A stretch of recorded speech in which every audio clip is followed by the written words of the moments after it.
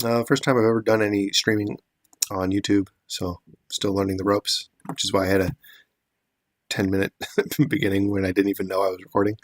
I just thought, oh, I'll just start setting things up, but no, it jumps you right in. So, all right. So as we're looking at this screen where there's a big mudslide, and I need a screen that when you come all the way to the bottom, you'll end up down here. So that's what I'm working on.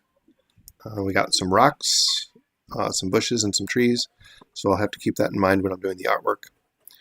Far off in the background, you have these blue silhouetted trees. So those will probably be, I don't know. Let me take a look at this. Everything's at kind of an angle, but the trees in the background are not on an angle. So we'll probably have them.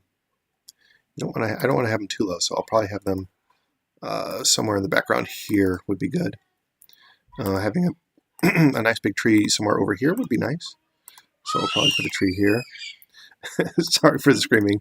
My kids are having a good time. We have a friend over from a neighbor's house, so there's a lot of noise going on. All right, so a nice tree here. Maybe some rocks over here. Again, we're trying to block off the player from coming into this area. Now, all these outlines are just very basic and just starting. So, in fact, I wonder if I might just end this stream and start over now that I have all the settings set up. So I'm going to do some quick things on my settings and see if I can fix anything while I'm going here. Let's see, stream settings. Maybe not. Maybe I'll just keep going because I don't want to ruin what I've already started. But maybe I will. I don't know. Should I post it? I'll maybe post to Twitter that I'm streaming live. Just for fun, I suppose. I need to get a link, though. But then again, maybe I shouldn't. With all the screaming going on.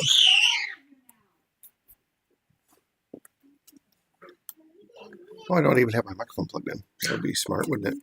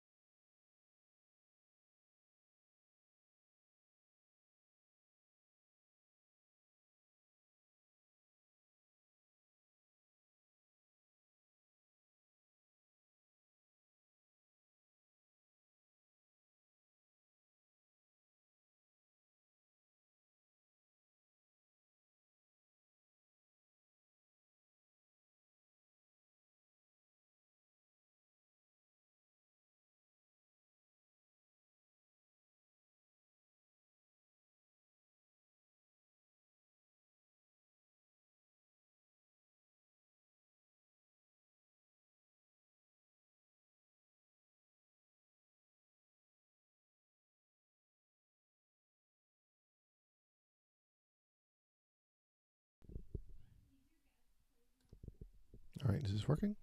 Okay. Can you hear me? Everything working online? Post something in the chat if you can hear me, because I don't know. I just switched to my microphone.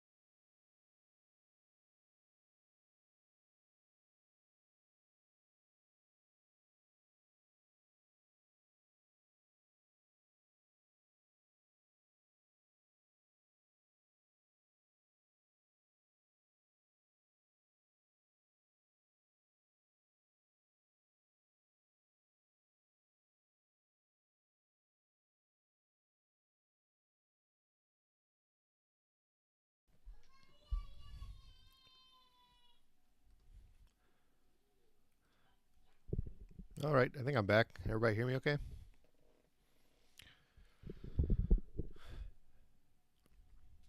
Guess not. All right, well, I'm going to just start doing some artwork anyway. So again, we're trying to do the bottom image to this image with the mudslide. And we want to have a block on the right and on the north. So the only direction you should be able to go is south and up if possible, but that'll come in much later. So we'll probably put some rocks and bushes and things of that nature in the way. I like the idea of having rocks because there's a lot of rocks in this area. Rocks and trees and a few bushes would be good. So I have a nice big tree here. We'll probably want more trees over here on the right as well. So I'll put a nice big tree over here probably. And right now I'm, like I said, I'm not working from any thumbnail or anything. I'm just kind of trying to plot out how I'm going to draw this as we go. So tree here. Let's see. This will be, we can just draw in the blue trees in the back. Well, we could draw the blue trees in the background. So back here we'll have kind of the silhouette of trees in the background, much like we have back here in this picture. But I don't want to draw that too soon because I haven't quite figured out all the different elements I'm going to be putting into this picture. So that'll have to wait. I'm getting a little ahead of myself. So we'll probably have some bushes over here. We'll just draw a simple outline for now. Of bushes over here. A tree trunk over here. And let's see. Yeah, that looks pretty good. I think we'll keep going. I don't want to block up too much of the picture with trees. And one very important thing I don't want to do is I don't want to put anything too interesting into this picture, because if you put something too interesting into it, the player's going to want to look at all those things and try and interact with them. And I really don't want that to happen, because in this picture there's really just one thing to do, and that's this mudslide to the left and then going south.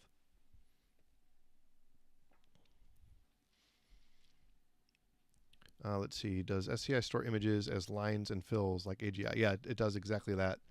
So you can back up, and then it'll, as the program puts the game in, it'll just draw those lines and fills. Yeah, I'm sure it's just like AGI in that respect. So it's a it's a fun way to do artwork, but it does definitely take time to get used to. Because once you fill something one time, you can't fill it again. So if I fill in this tree with black, I can't just go in and change it like, oh, I think some blue would be a better color. You can't do that at all. So it's all based on commands. And I'm using SCI0 3, which is a probably obsolete program to do this. SCI Companion is a much more robust and powerful way to do this, but this is the one I got used to using, so it's the one I just tend to use as I go. Let's see. In this one we have a darker mudslide in the back, so I probably do want to have that element in this picture as well. So we'll put that somewhere over here, something like that. And we'll probably want to have that blocked off with, I don't know, something, maybe some bushes or rocks at the bottom of that too would be good. But I definitely want to have this area blocked off so the player doesn't think that they can go back there. So I'm going to need to put something here. I don't want to put another rock or another bush because I already have those elements there. But maybe a tree. I don't know. I'm still trying to figure out how I want to draw it. Yeah, it is definitely a little weird. No, I'm not going to send out the Steam link to like students. This is just whoever wants to show up can show up, and it's not. This is just for fun, really. I'm not trying to get too many people involved. Let's see. Yeah, I mean, there's a whole lot of rocks here, so I think if I just continue using a lot of rocks, that would make a lot of sense for this area. So I think that's the best thing to do for this. So we'll just imagine some more, giant rocks and boulders over here. That'll block the player successfully. Yeah, something like that will be fine. All right. Anything else? Back here could have some bushes. And some more rocks, probably. Just to really give the player the idea that there's nothing over here of use to them.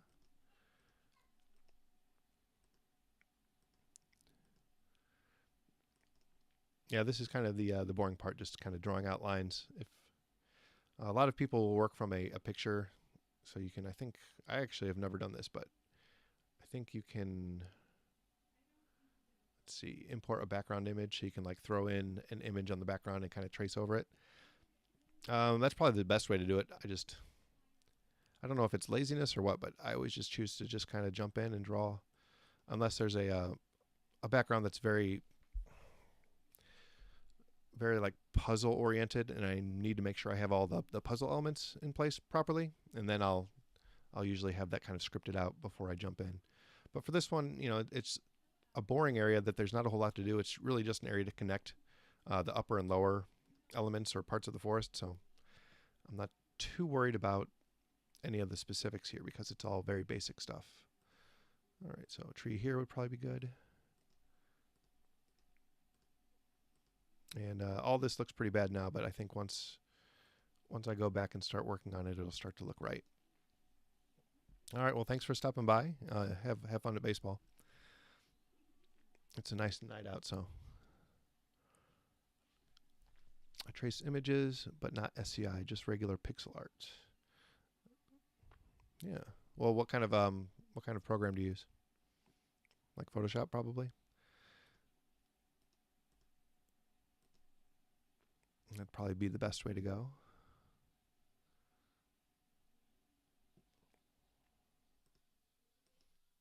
I'll probably put some more rocks back here.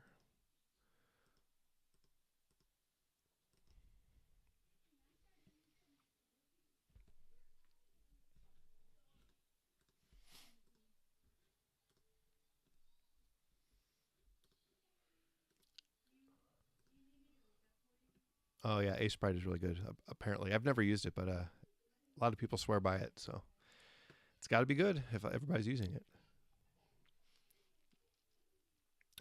Yeah, at some point I'll probably have to download it just to see what it's all about.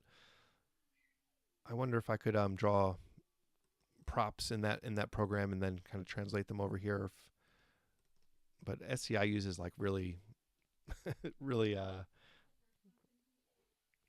unusual and old file types. So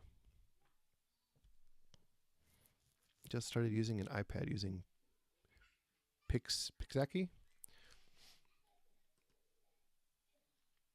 Yeah, I think what's the guy's name? The guy who does the adventure game devlog. I think he's doing pretty much his entire game on his iPad. All of his pixel art. I don't know. I don't think I could do that. I enjoy using a mouse, so I guess maybe the best way would be to be using like a stylus, but I just can't. I don't know. I have like a drawing pad. I can't get used to it. So stick with the mouse, I guess, for now. All right. What else? More trees. More trees would be good. Just boring old trees. Again, have to keep it boring. You don't want the player to think there's interesting stuff in the background and then try and get back there and then get disappointed because they can't get back there. So make it as boring as possible. Okay.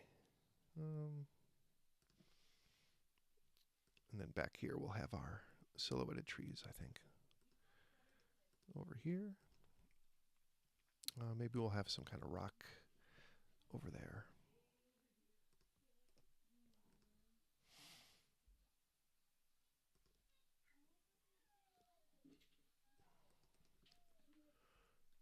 So while these are fun to do, they are very time consuming. I imagine I'd probably spend about 3 to 4 hours on each picture. But if you enjoy drawing, then it doesn't really matter because you get to do it and it's kind of relaxing. I like listening to podcasts and music while I work.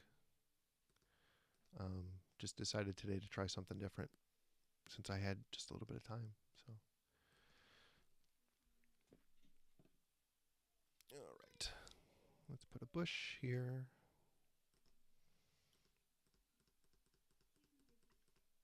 I mean, one thing I could do is probably draw these bushes and trees as separate elements that I can just kind of throw in. I know I have a couple of trees that I drew as props that I can just throw into any background, but I kind of use that as the last resort. If something doesn't quite look right, then I'll just add those later. Okay, we'll put a bush over here.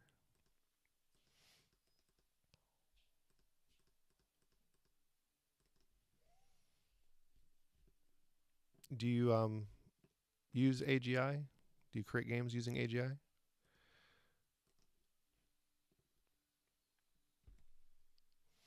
I always thought that the double wide pixels in AGI would be hard to work with. All right, that looks pretty decent. I think I kind of want something here though.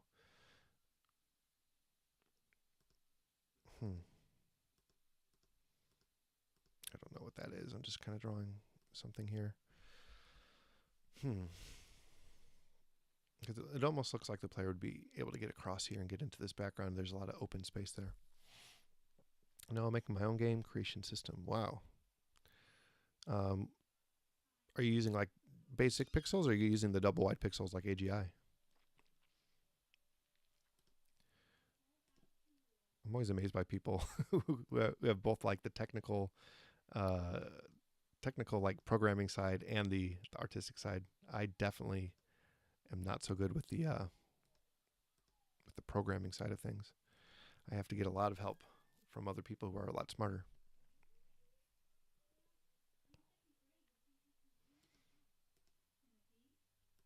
Yeah, I find that really hard.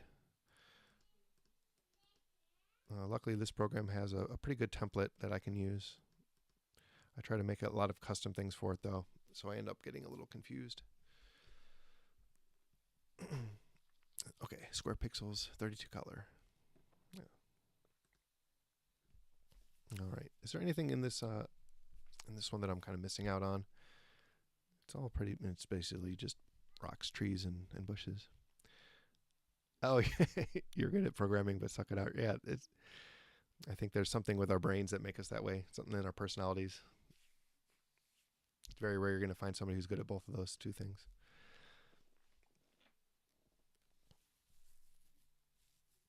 But do you do all the art yourself anyway? Are you just selling yourself short? Or are you actually really good at art?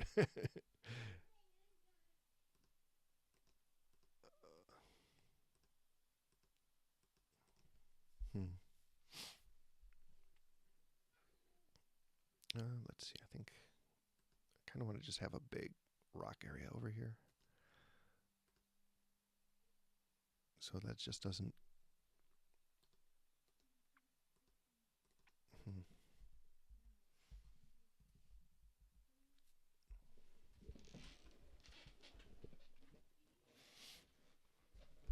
How long have you been working on your stuff? No, I'm definitely an amateur at art. I do it all myself, though. It's for fun, yeah. Have you been working on your game for a long time? I think I'm about 15 months into this one. And sometimes I definitely just want to quit, but why? What else am I going to do? It's not hard to talk myself back into doing it. I just get bored.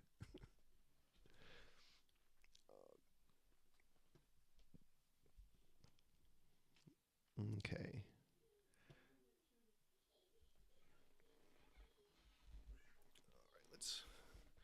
All right, let's start making some of this stuff look reasonable, shall we? All right, I'm going to choose priority color white. That means anything that is behind behind the picture on the y-axis will be behind whatever. I don't know. I'm not saying it very well.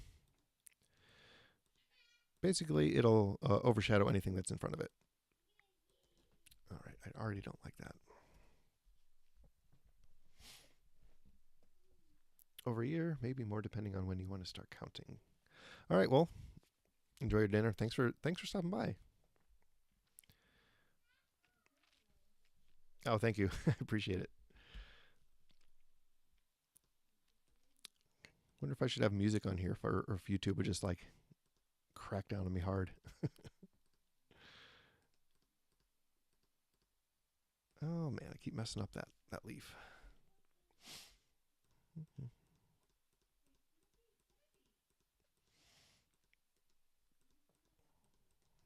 Oh, maybe I should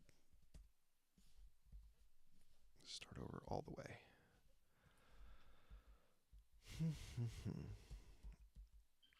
Let's get rid of this. Okay.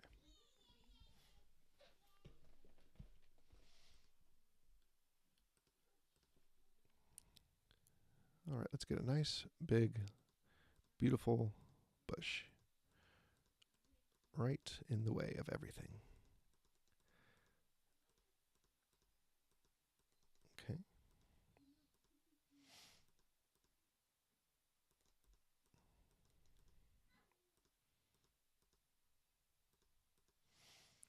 All right, well, welcome if anybody's watching to this art stream. Right now I'm just trying to draw a background for this image here. So essentially you will slide down this mud and you'll end up at the bottom of this place here. So I'm just drawing in this area because at some point you're going to have to be able to be here. So,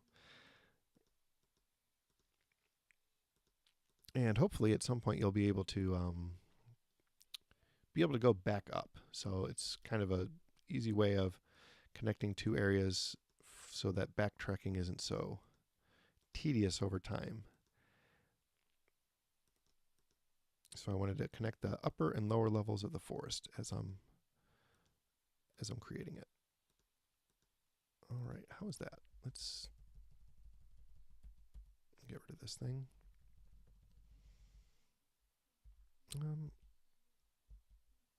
Some of it's good, but some of it I don't really like the shape of. It's almost too uniform, I think.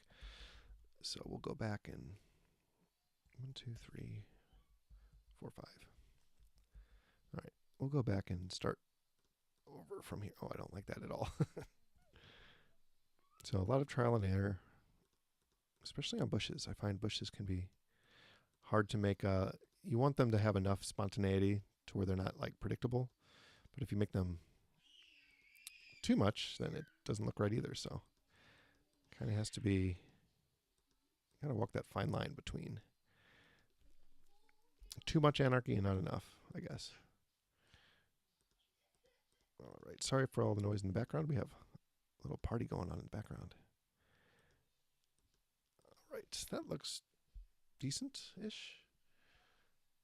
So we'll give a little black and green highlight to the edges.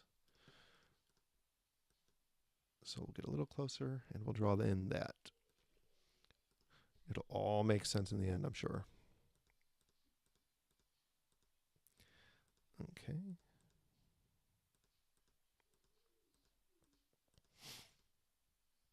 I think the most challenging part about doing this vector-based art is just getting used to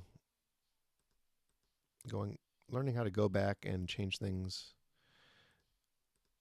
without overlapping. You really almost never want to overlap anything with vector art. But if you're used to using Photoshop or Paint, it does not come second nature.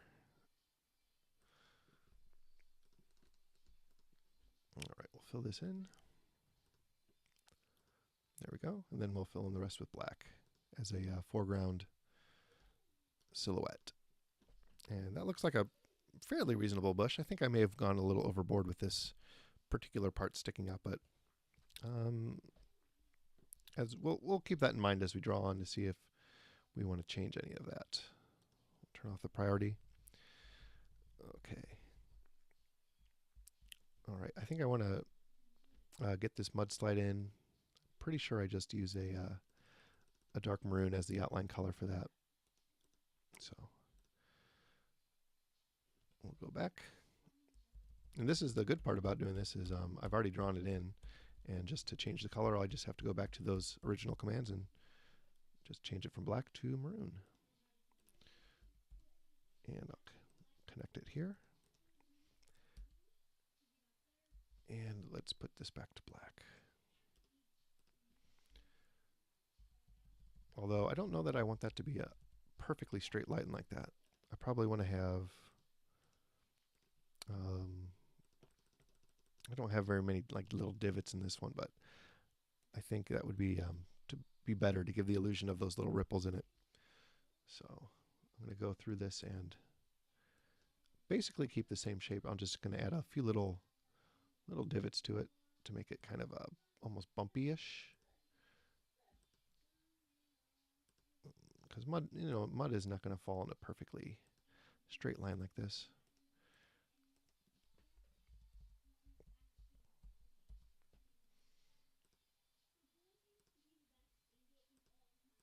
Okay, let's hope I don't do it. It's kind of hard to tell if it's working or not, but we'll erase the straight line in just a second to see.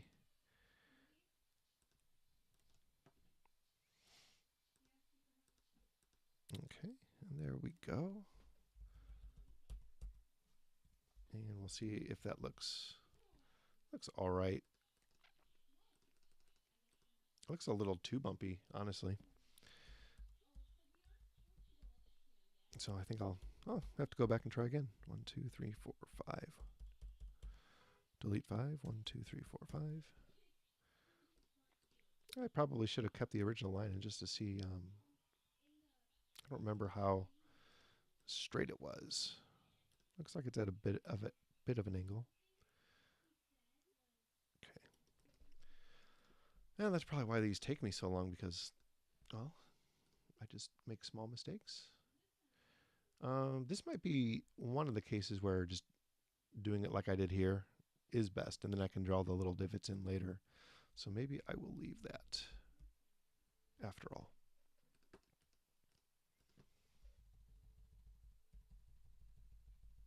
Okay, got my bush in. All right, looks like I had it a little higher.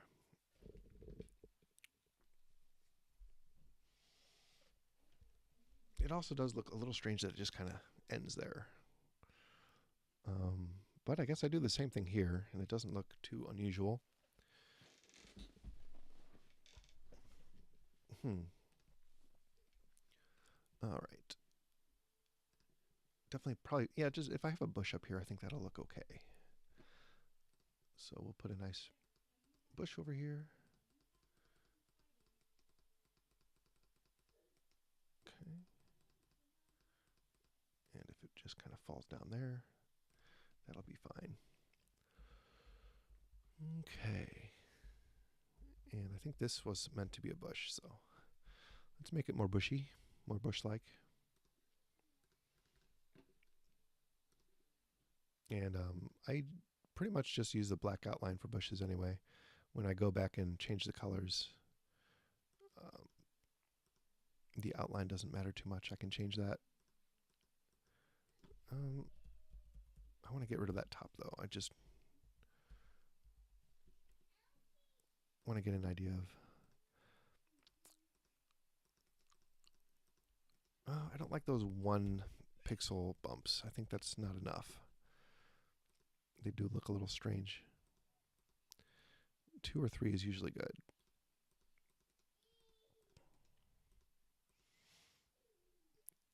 Yeah, it's probably going to look a little flat, but it will look a little flat until I add a little depth to it. Okay, that's fine-ish for now. It'll all look better when it's colored, I'm sure. Okay, and that's like the tree trunk, I guess. So we'll... I don't really... I think doing it something like that will be fine. All right. 1, 2. And then we'll put our tree... Yeah, that's a fine-looking tree trunk right there.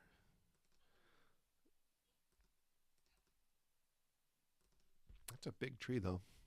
But I guess some trees are very big. I feel like it needs a branch. It just, for its size, it does seem a little bare without any branches on it. So.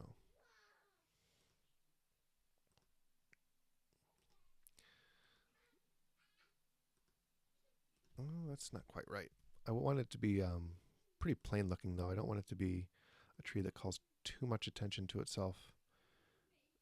That's kind of the whole point of this area, is not to call attention to itself. I don't want the player getting too many ideas of cool things you could do here, because there shouldn't be any cool things you can do here, except for this, the mudsliding and just going south. So maybe one in the background too would be nice. I hope it's not too symmetrical. I don't want it to look like that. I guess that's fine for now.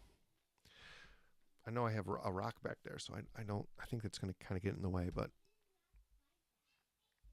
okay, and that's the other side of it, of the mud, but it's not very straight, so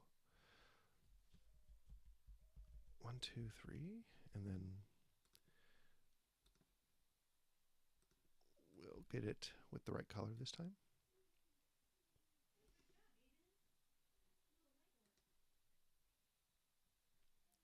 Let's start at the top. Right here. Okay, I think that looks better. 2, 3. 1, 2, 3. Okay. We'll do the black here. This is a big rock, so these are all rocks here in the way. I think this rock will probably want to be over this part, maybe. Sorry for all the noise in the background. There's a lot going on at our house tonight. It's a busy place. Got neighbors over, neighbors' kids over. We have 3 kids of our own, so. So sorry if you can hear all the squeaking and squealing and all that stuff. All right, we'll draw a nice little rock here.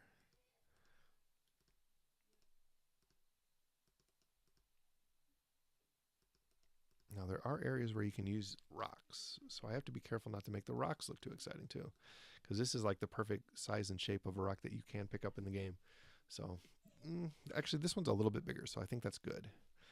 If I make it too tiny, then I don't want the player to get frustrated and say, oh, well, why couldn't I pick up this rock if I was able to pick up another rock of generally the same size?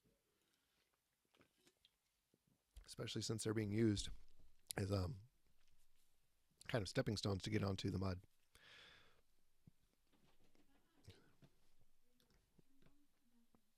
Okay, let's see.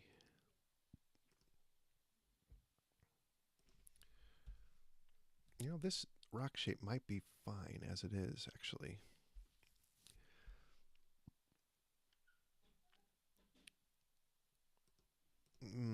Making the rock shapes is always a difficulty for me.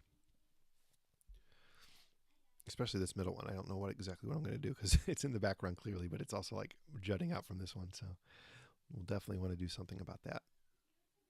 All right, what else? Another bush. That one's not too bad. I think I can probably just keep that one the way it is. I guess that's another rock and another rock. That's a bush back there. I can probably do better on its little ridges, though. Maybe not. I just don't like those single ones. They always kind of stick out a little bit. And a tree back there. It's getting in the way of the branch, though.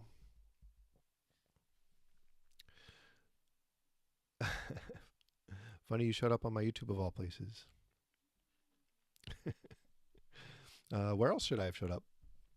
Oh, hey, what's up? What's up, Slap? How's it going? Trust me, my stream is not going to be anywhere near as exciting as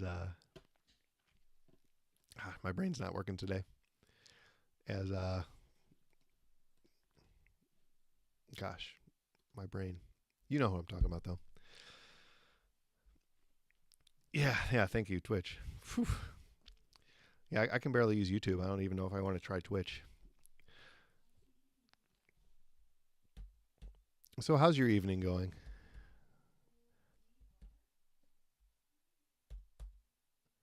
I'm just getting frustrated that my artwork is getting in the way of my other artwork. Trying to remember why I put it there in the first place. That's a good place for the tree, though. I think I'll just have to change it up just a little bit. I'm no Bob Ross, but I am going to put lots of trees in this picture.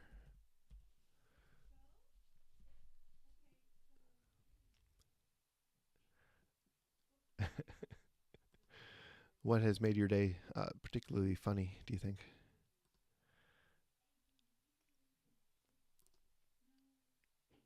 I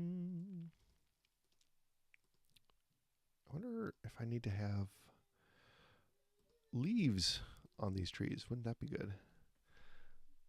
Yeah, that's exactly right. I'm working on a SCI stuff. So basically, this is the bottom picture of this one here. Definitely working on a like a Quest for Glory, King's Quest, SCI type of game. I really like the art style, and I really like the parser system. I like the adventure games where you can type your commands. So that's what I'm working on.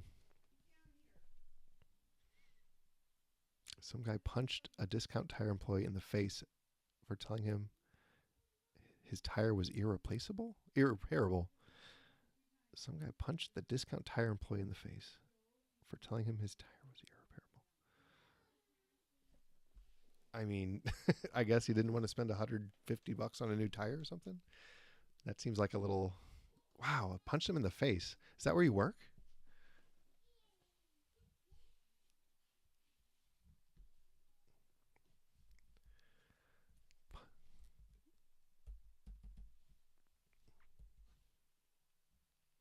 Then left. Jeez. Man, I usually don't think of a place like that as like a service industry, but I used to work in it, as a waiter, and people can be crazy sometimes. Oh, you were there getting new tires.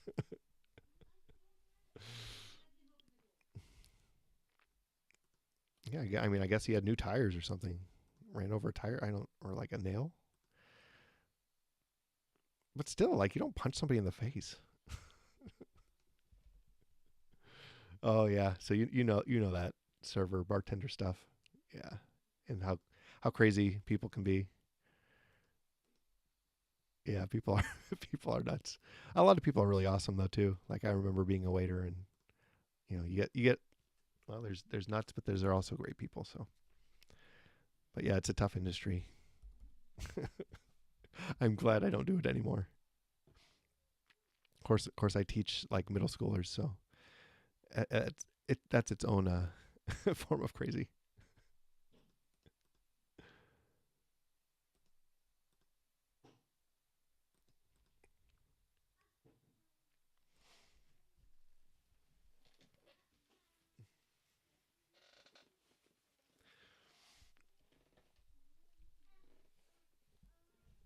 What do you even say when you like? I've never seen like somebody get punched in the face. So you're just standing there, like what? How do you? What do you even do after that? All right, he had a hole in his sidewall. Someplace he went to, tried to plug it. Man,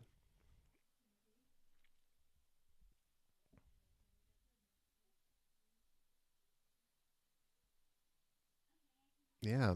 I mean, he must have had some money problems for sure. Mm, I see. Sorry, there's a lot of noise in my house. we got we got 4 kids. Well, 3 and the neighbor's kids. So, all right. I think I want to have a bush. Oh, I already have a bush there. Okay. 1, 2, 3, 4, 5.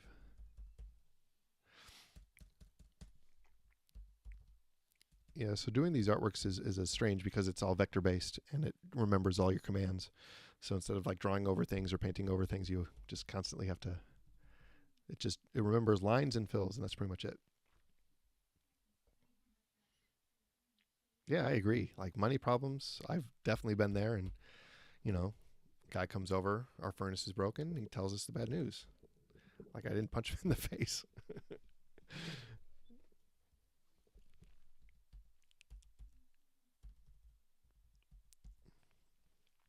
I'm just really conflicted on this. This area here just feels really wrong with these rocks, and then this blank area here. Something about it doesn't fit right.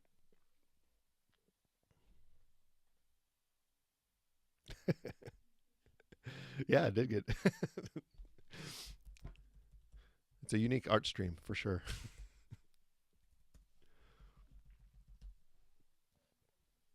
Oh, look at these lines. See, I don't even know what I'm doing up here anymore.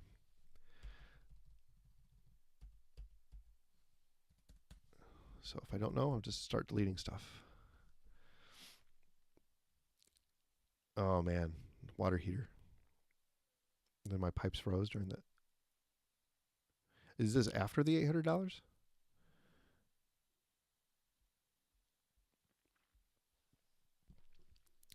I'm using a program called SCI0 3, which is it's more than just for art. It's also for all the animations, all the coding. Basically, it has a template system so that a lot of the coding's already done. So you can just jump in and start working. It's kind of an obsolete program, but I use it because I'm just used to it.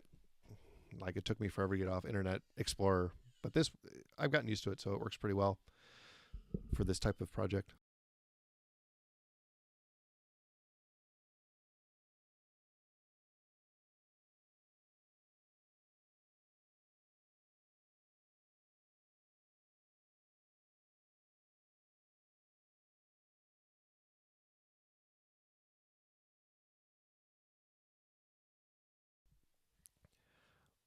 Oh, that's the worst. Did they? I don't know, like not reimburse you, but is there like a warranty kind of thing for that? I mean, after you drop $800, you I would expect things not go poorly.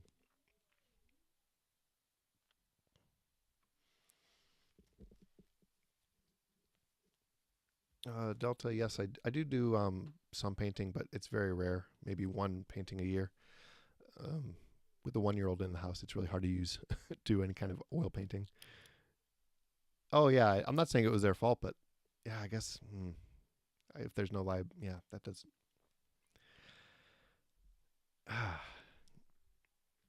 Yeah, it just sucks. I don't know what to say about something like that.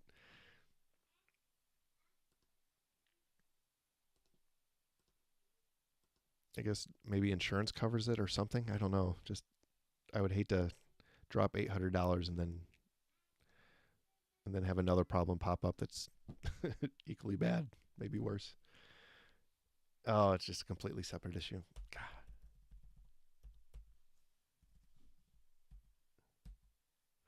But the moral of the story is you didn't punch anybody, so.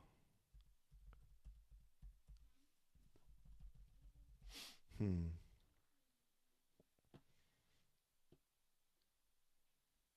Maybe I could put a little, I think maybe a bush here. And then another little rock area back there. Because something about this is not fitting right. And I feel like I need to have something in the middle that displaces some of the white space.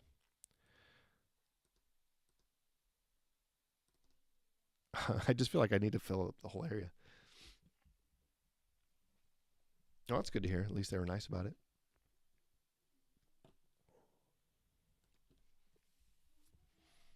What else? Rocks, bushes, and trees.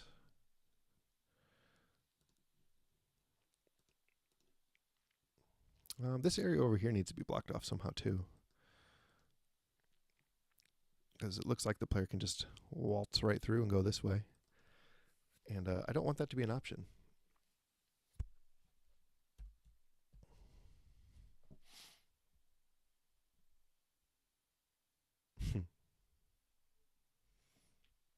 Yeah, they're just crazy people in the world.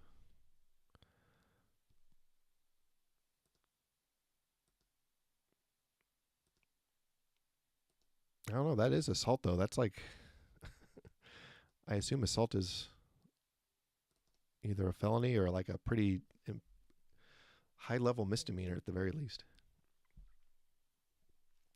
Is it possible to make leaves falling off the trees? Yes. you would just animate something like this and as a leaf, and then you could program it to fall. Due to the nature of this program, though, because this is like simulating a early 90s game, it's pretty hard to have too many assets that just for the purposes like that, just for aesthetics, you run out of memory. Because I think, let's see, if you go to the scripts, I get 64 kilobytes of memory, which is like nothing. So you just have to be careful what kind of stuff you add. And I found also that if you're adding any moving elements, anything that moves, players are going to want to do something with. Although I think if you have something just like a leaf, they'll know that it's aesthetic. But you just want to be careful because you don't want to make the player think something's important when it's not. All right, what is this location other than just the woods? Does it make sense to have a fence? No, this area doesn't really, it's the bottom of this area here. It's really just the bottom of a mudslide area. So rocks, trees, and bushes are pretty much all you can get. Other areas, you could have fences and stonework for sure, but you can have animation on these, yes. They called the cops and filed a report. Yep, cameras. Yeah, I mean, they have to.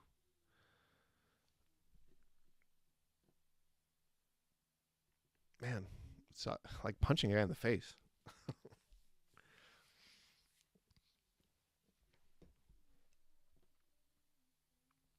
Yeah, I would like to show an animation, but I don't know how to do that without breaking the stream because I've never done it before. So, but the answer is yes. You can animate.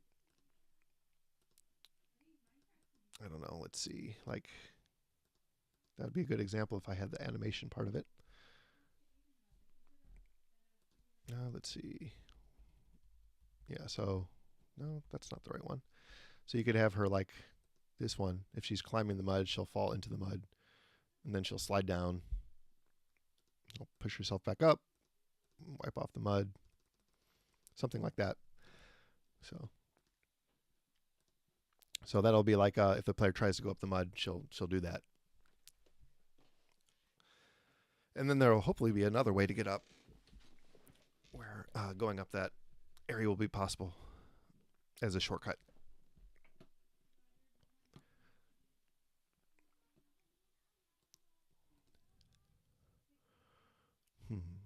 Yeah, a fence would be good, like right here. But yeah, a fence wouldn't make sense. This is a kind of an abandoned, cursed woods, so there's not a whole lot of life here, or at least in this area, there's not.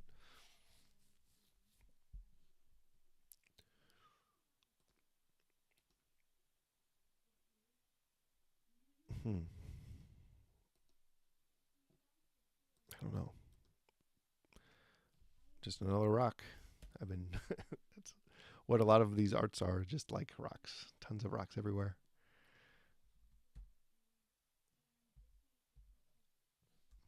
Yeah, something like that. Just lots of rocks everywhere. Rocks, bushes, and trees. Those are the only like barriers I've thought of.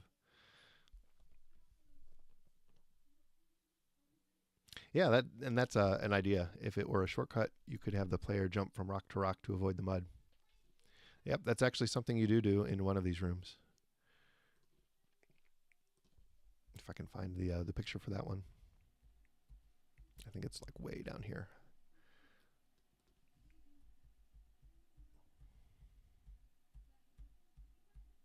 Mm-hmm.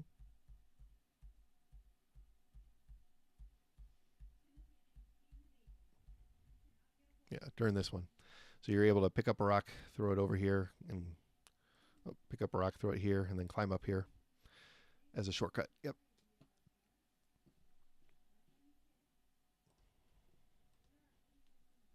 And of course, it has that nice rock overhang, kind of enticing the player to go up there. So it's a good way to let the player know that maybe you can get up there. This one, not so much because it's just the bottom of this one.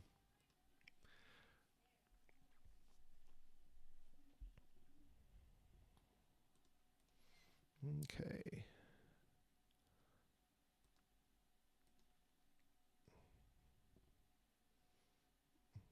Yeah, probably just another bush would make the most sense in this area.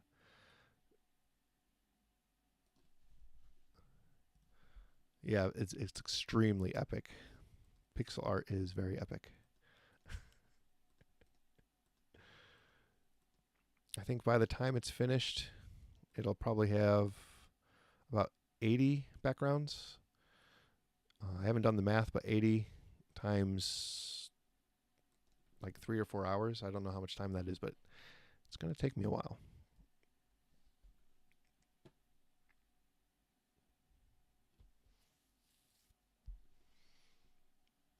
Okay, I think I can get rid of this long black line that's kind of in the middle of everything now.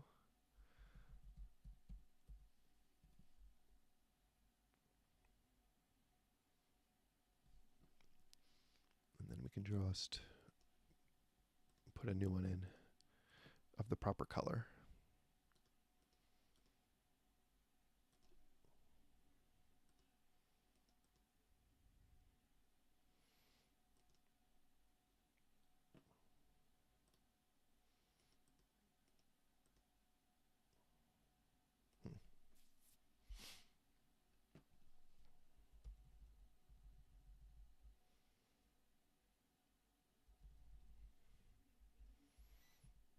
So does anybody know YouTube's policy on music? Because I like working to music, but I also don't want to get like taken down for no good reason. All right, let's get rid of the blue lines. 1, 2, 3, 4.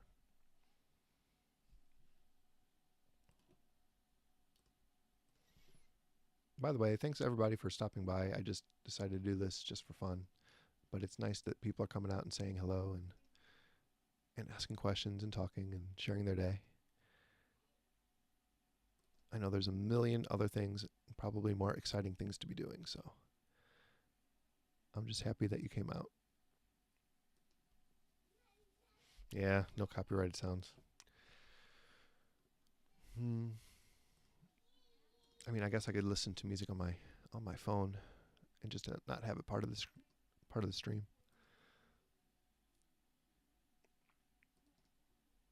Or play my own music on the stream, but people might not want to hear that so much. I guess it couldn't be worse than the screaming children in the background, though. I don't know. Can you guys hear them? I certainly can.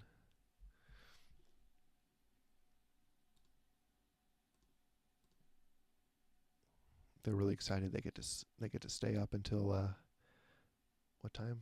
Till 9 o'clock tonight. Yeah. A lot of techno stuff, but it's not copyrighted.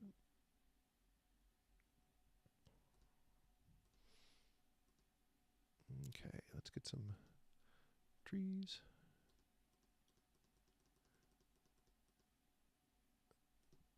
Something like that.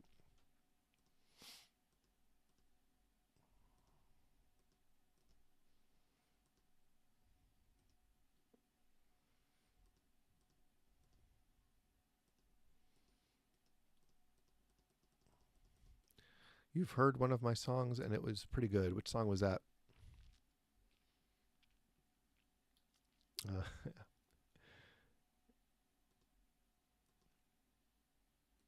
Do you use a stencil or a mouse? I'm using a mouse. I've tried to get used to using, what are they called? Not tablets, but, well, styluses and anything. Haven't gotten used to it. A lot of gaming remixes. That would be cool. Maybe for the next stream I'll look into some kind of music I could use for these. If I ever do one again. This is I'll probably try it again. It's fun.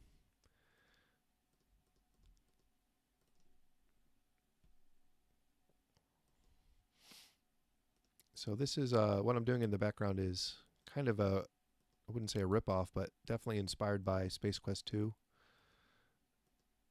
And it saves a lot of time just having the silhouette of trees in the background instead of, so you have these colored in as a blue color, and then you color in the rest as a dark blue. And instead of having super detailed work in the background, You just have something that's nice to look at, offers a different color than you're often seeing in the picture, and it really doesn't take that much effort or work. And the player's mind just kind of fills in the details, which is nice.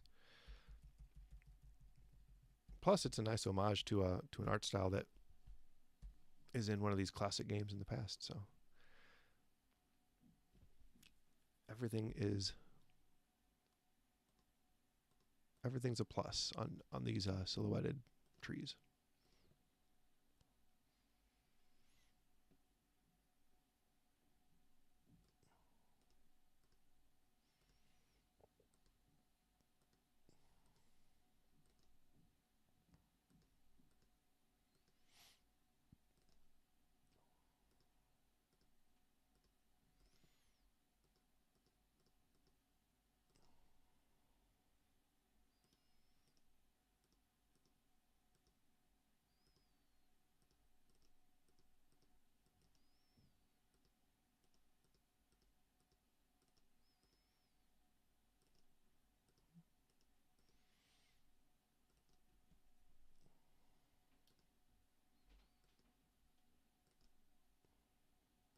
Sorry, I'm being rather quiet. I'm just kind of focusing on how I want these silhouettes to look.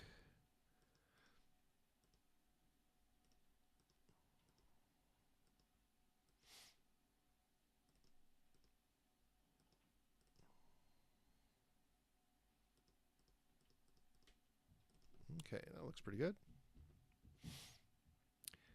Yep, this is definitely vector art.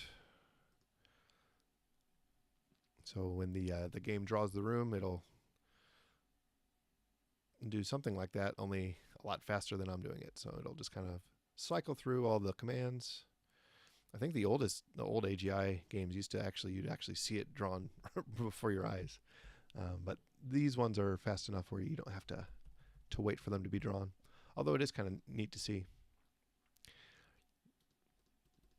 I mean, yeah, it is. I don't know. It's kind of like pixel art because it is pixels, but it's pixel vector art. I guess I don't know what you'd call it. Yeah, based on math rather than pixels. Yeah, that's true. Yeah, down here, right here, you see the XY coordinates, so it's kind of measuring everything you're doing.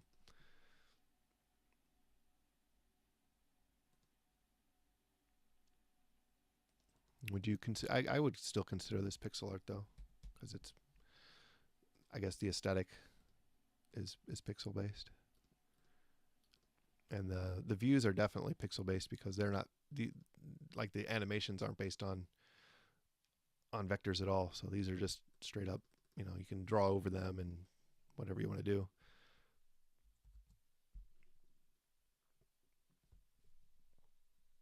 I don't think I know ARC map. What is that? Probably better than this program. Not to say anything bad about this program. I enjoy using it, but I know it's limited in what it can do.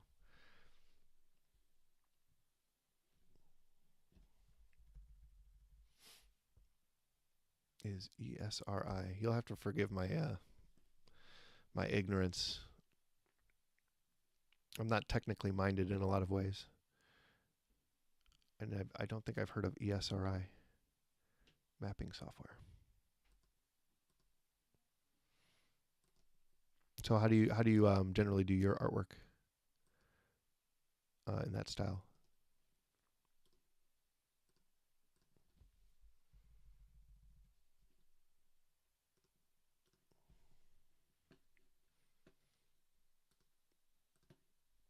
All right, I think those trees look pretty nice in the back. I think I might want to make the ground a little bit more noticeable though.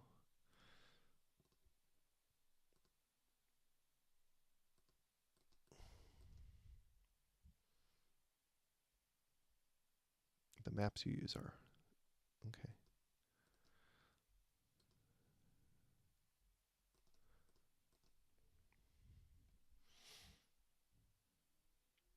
And once it's stored there, you can just pull it out and not like reskin things, but you can use them to like overlay things.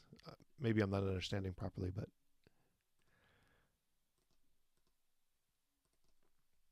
layers, yeah, yeah. Man, I wish I could work with layers with this kind of artwork.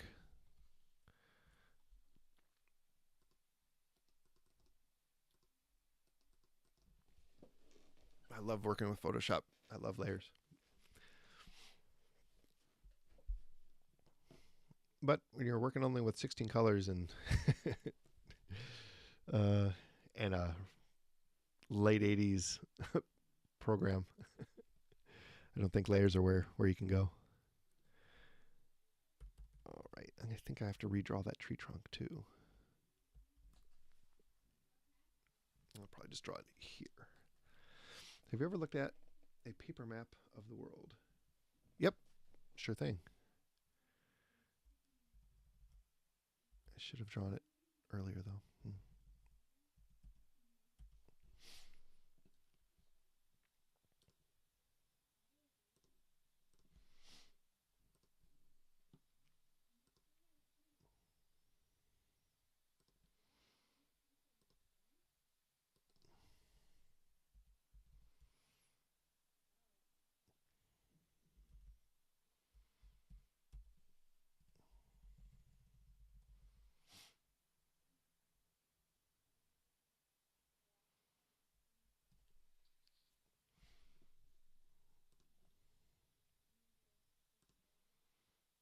Let's see, brown on the bottom. If you compare it to a globe, the paper will have misshapen and stretch. Yeah, I've definitely seen elements like that, like particularly with like faces for 3D models, where when you lay them flat, they look quite hideous.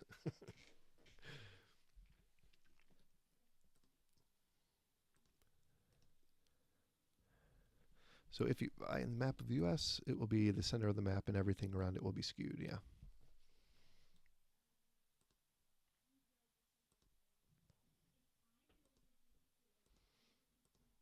Okay.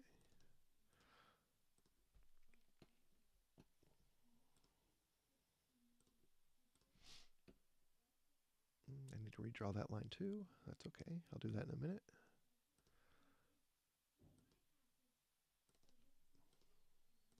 Okay, let's go back.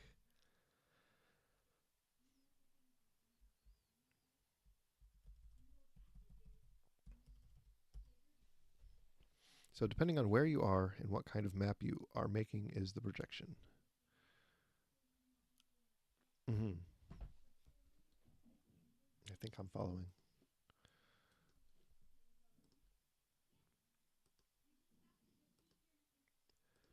And I guess what is the benefit for that?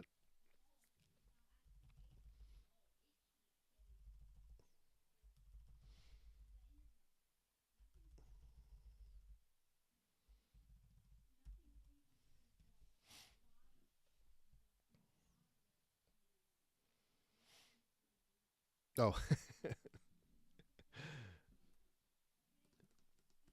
well that makes sense.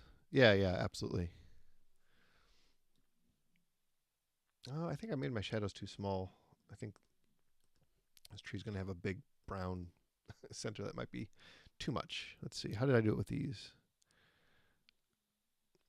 Okay, just add some elements. I think I want maybe a little bit of a bigger shadow though anyway.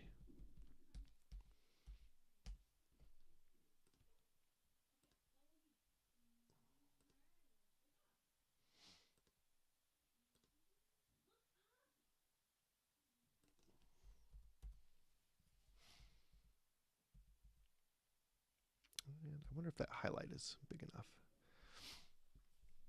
You know, when I have a big area like this, I almost want to put another hole in it like I did with this other one, but I don't want. But again, you put a hole in something and the player's going to be like, oh, what's in there? It's like, well, I don't want anything to be in there. I just don't want the picture to look boring.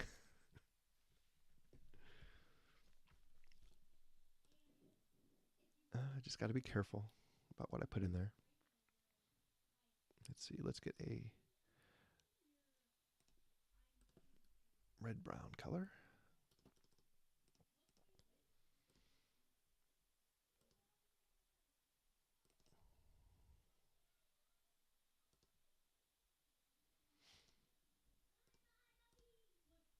And then I think it was red, right? Yeah, that nice dark maroon color.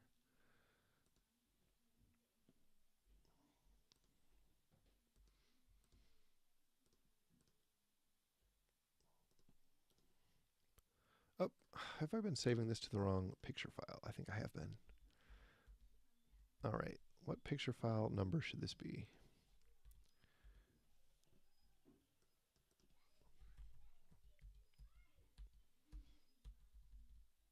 It's the bottom of one of these pictures.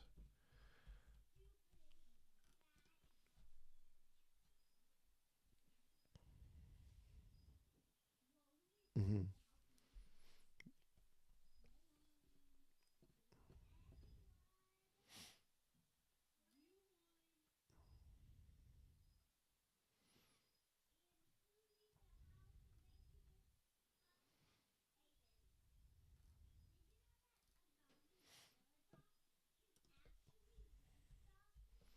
So you do that as your main job. So you're probably pretty like not used to it, but like proficient at it.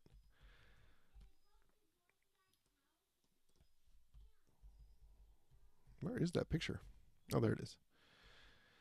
All right, that's 13. Oh, it would have been nice if I could have saved it as a number near it. Oh, I could save it as 12, because 12 is a picture that is not good. So this will be 12.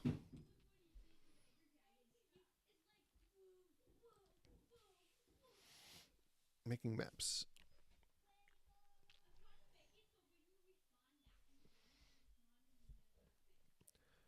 So I guess now I guess is it all satellite based in terms of the data you get in to draw the maps? Because I imagine draw maps is probably like an outdated way of talking about it. But making maps, I guess it's all satellite based now. Would be my guess. I don't know.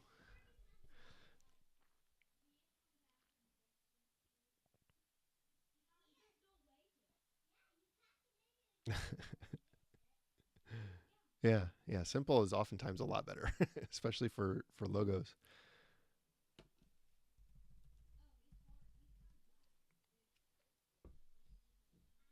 Yeah, for sure. All right.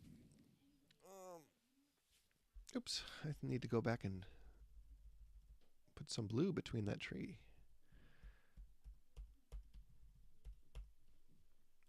because that's a little hole. Okay.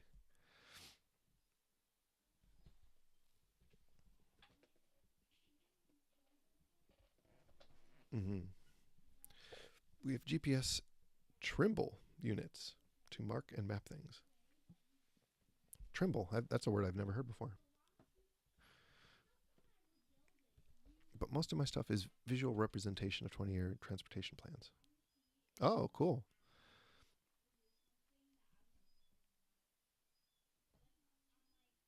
Yeah.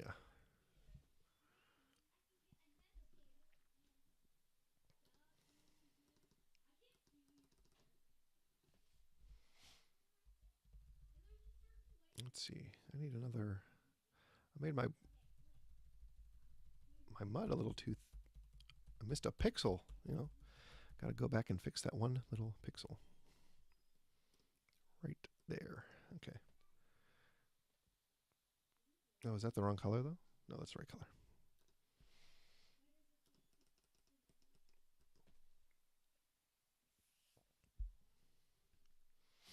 Is that work you enjoy?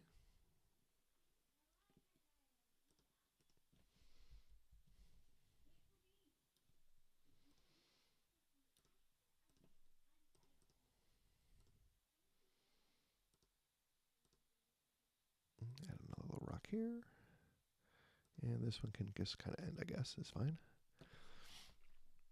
I map out the bridges in the area and project them on functionality. I map out roads that have sharp curves and no shoulders. I went to college for music education. Wow. That's a difference.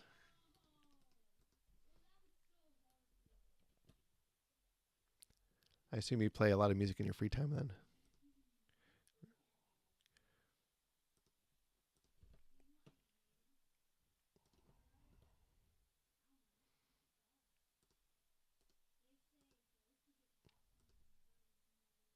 I hope I didn't make these trees too big, now that I think about it. They're going to be huge compared to the player character. Man. I mean, I guess there are some trees that are just huge, though. Oh, man.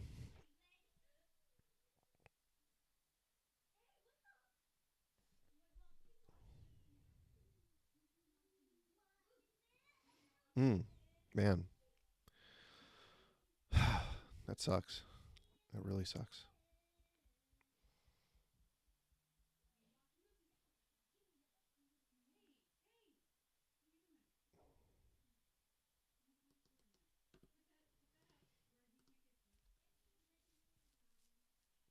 Haven't played in a year. What instrument do you generally play? Are you saying you like haven't played live in a year, or haven't played like just put down the instrument, and haven't picked it up?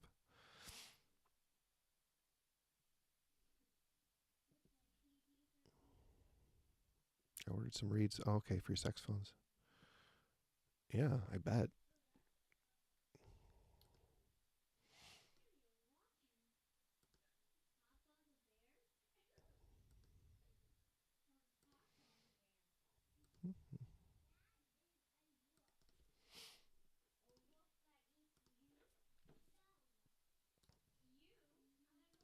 Yeah, it's definitely been a strange year ever since I guess last March or February or whatever it was.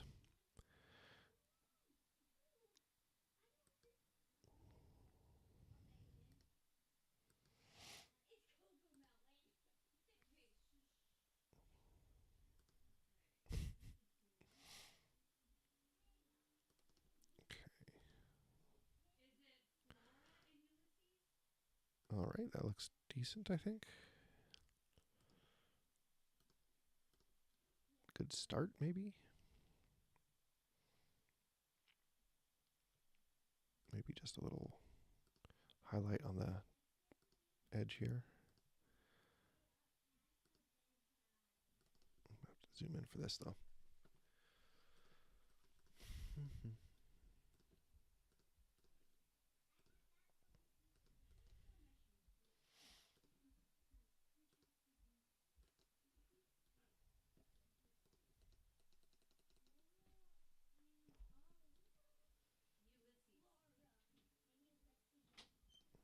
Wow, that's crazy.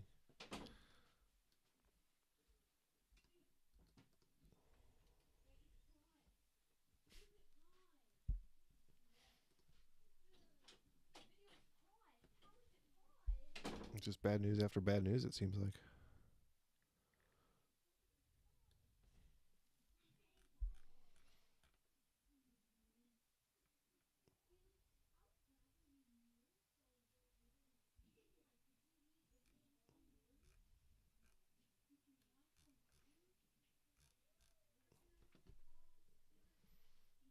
Having surgery on Tuesday. Well, that'd be good if it can got rid of all. Man, I've been very lucky in my life.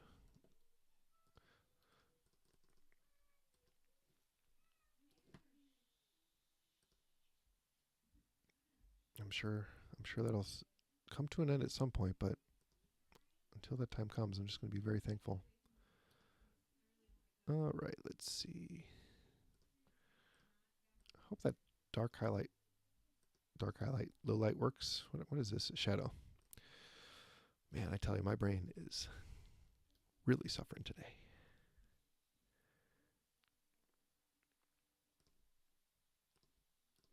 Mm-hmm. Oops.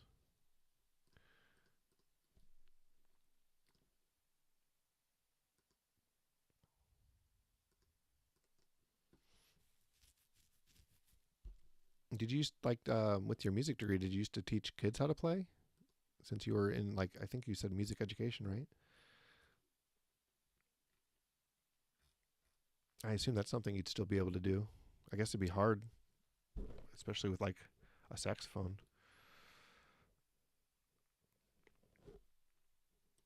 But I guess if it's like one on one, it wouldn't be too bad. I don't know. I mean, my kids do jujitsu and they don't wear masks during that, so You didn't get your. I'm sorry. You dropped out. Maybe I misread it.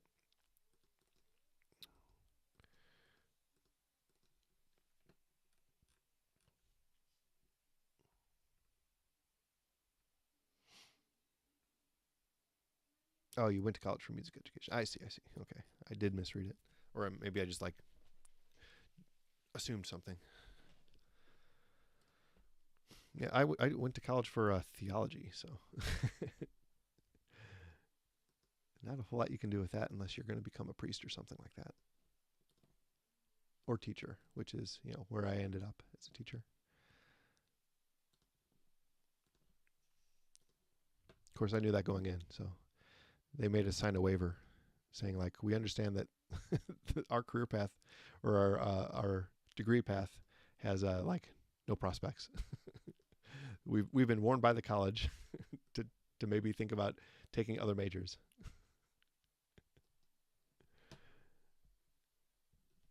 Oh, that's probably not going to work. Maybe it will. We'll give it a shot.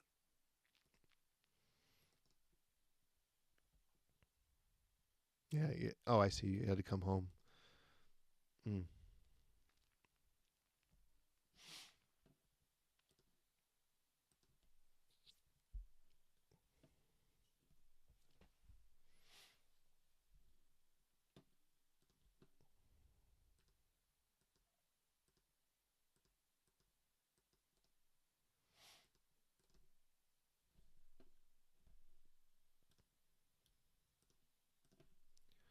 All right. Let's see.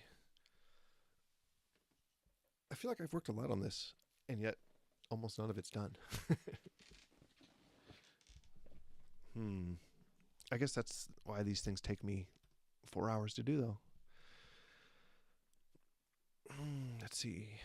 It all looks fine. You'll come down here. You'll stand here. There's nothing to do around here. I really feel like this area that's open doesn't. I wish I could close it off somehow. Because it looks like there's a path back here. I don't know. Just keep going for now, I guess.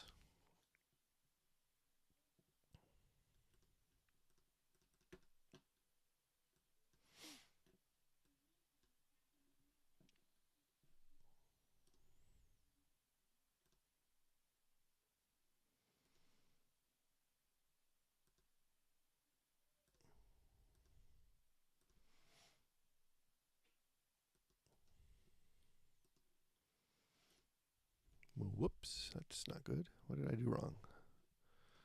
Right here. I see.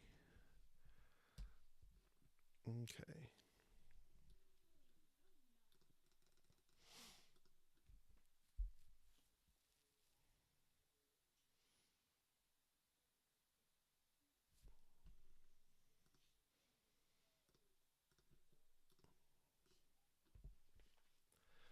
Well, trees are coming in nice.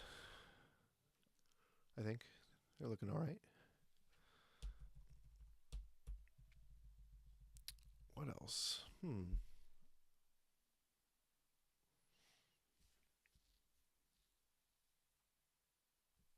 think I had originally envisioned this with like a big rock face, but obviously I forgot about that when I started drawing. I think this will be fine though. Let's see. What colors do I usually use for the behind the grass? I think it's like gray and that blue-green color. Yeah.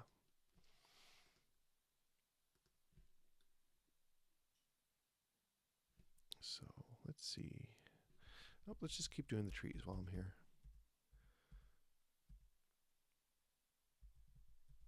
And I'll just pretend that the center of light is in the middle.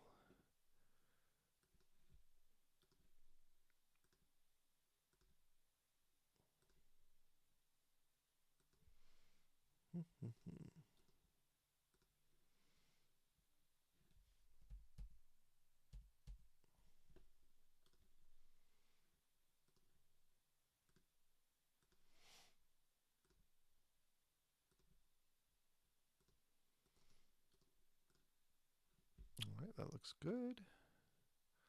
Wonder if I should put a little highlight on the edge of that one though.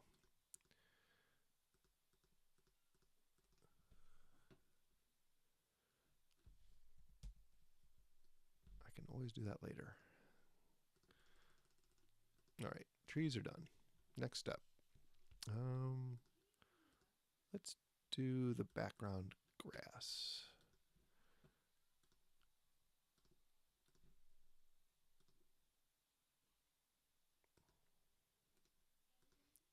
Okay, we'll start with shadow. All right, get some shadows around the trees and the rocks.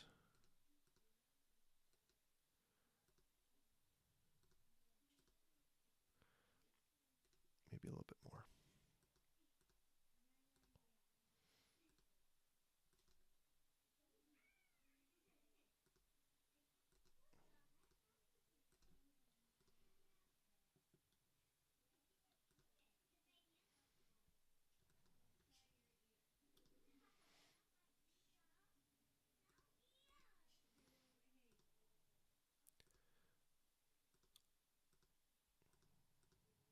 Okay, that looks good. Hey, enjoy the basketball game.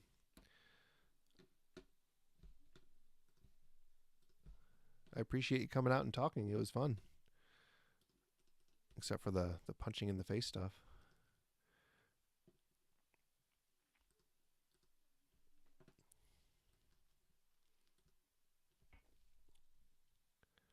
Hey, I appreciate it. Yeah.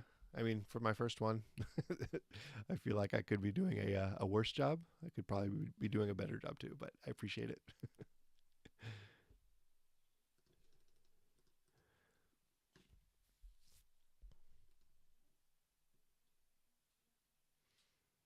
Yep. Have a good one. I appreciate it.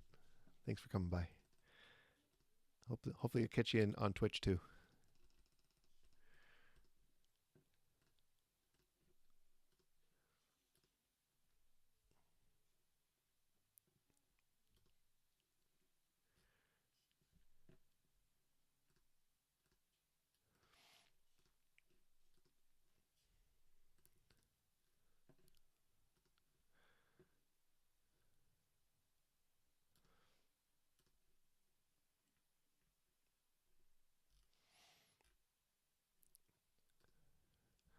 All right. Well, if there's anybody lurking out there, let me know because I think it's just me and the artwork right now.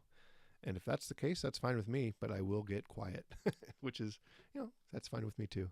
I'm just having fun, spending some time with some happy trees. Let's see, what else? Maybe around the rock. No, not that.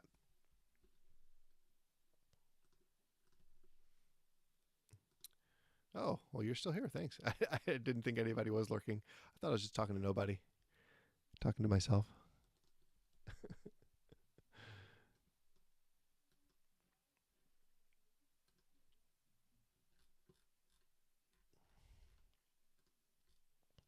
Are you working on something while watching the stream, or? I know I like to work a lot when I'm watching people's streams.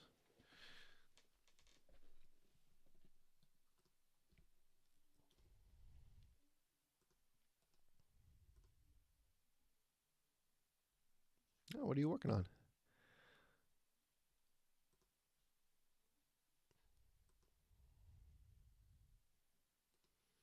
Oh, a YouTube intro.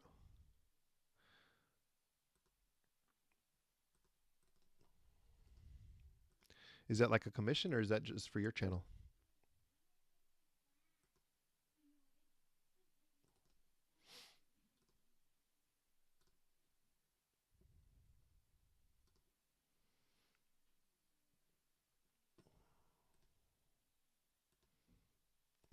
Let's see. I probably want to have some.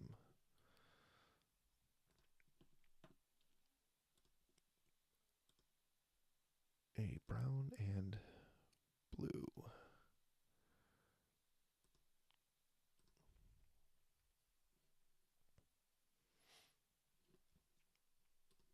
Cool. What kind of videos do you make? I might have to check those out when I get a chance.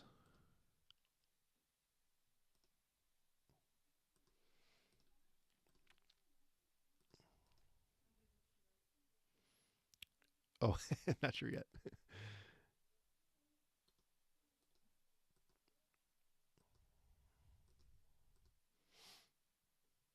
Mhm. Yeah, it's a fun little hobby. I mean, I liked making YouTube videos. I didn't I didn't do a great job with them, but I had fun making them. But I do sometimes stream on Twitch.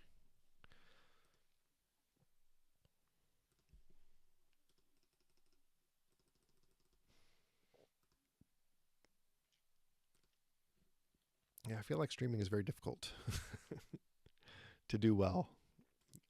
I think I think YouTube's pretty difficult to do well too, though. So I think you have to have a good personality or an engaging personality or a gimmick or something that makes you stand out. I think.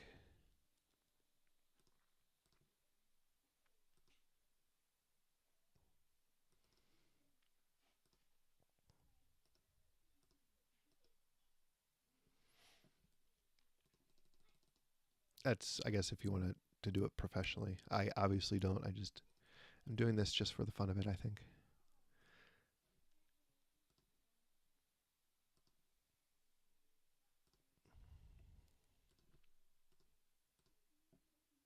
That looks a little too blue.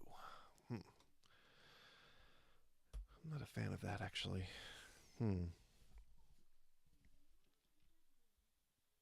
Might have to add in a second color.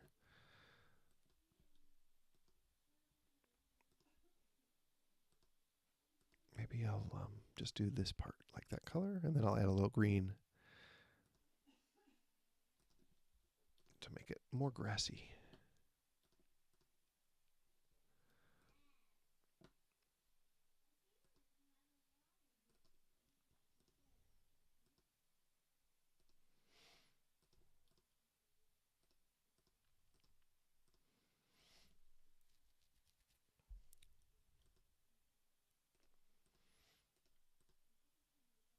I almost feel like streaming on something like Discord would be better. I like the idea of hearing people instead of having chat, because like you're working on something while you're um, lurking, so it's hard for you to like respond. But it's a lot easier to talk than type.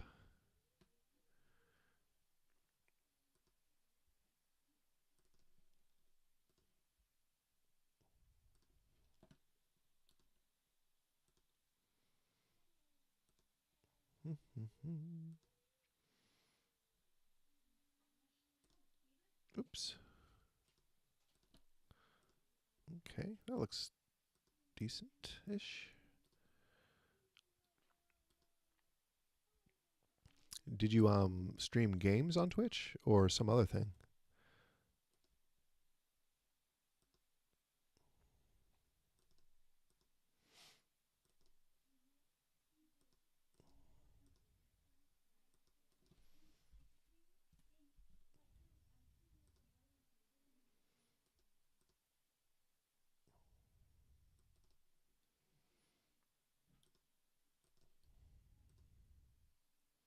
Mostly games.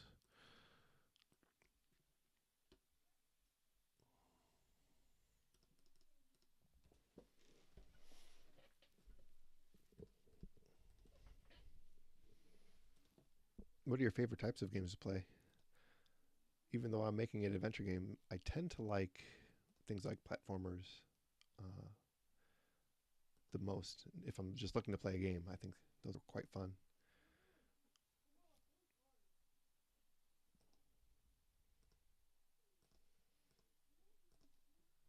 Ooh, car ones.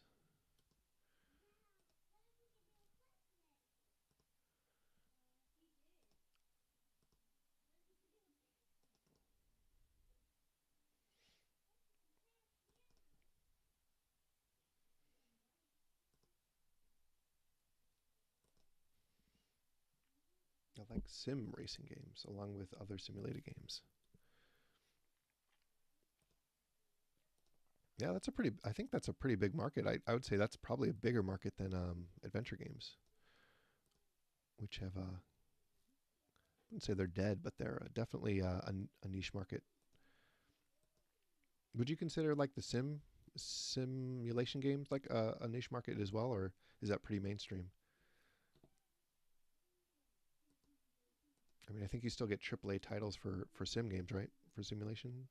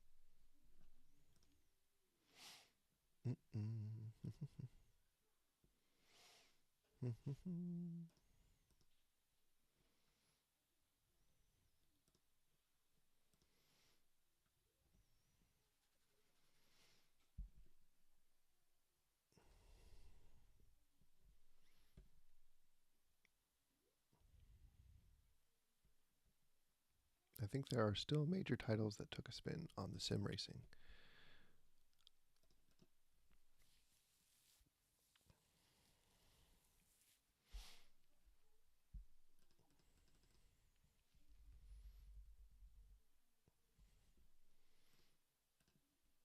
I feel like AAA games are getting so hard to make with so many like moving parts.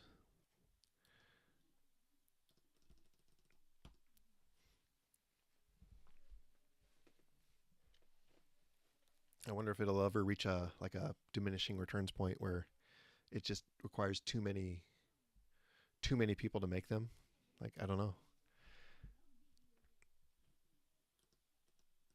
I think I think we start to see that with like all the buggy games that get released, all the AAA titles that there's so many programmers that it's hard to keep up with everybody else's code and so many assets.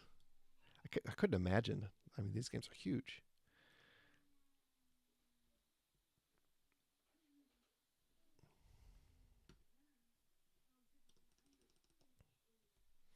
I don't want to work on the trees. I want to work on the rocks. The rocks. No, let's do the bushes first. Bushes first, and then rocks.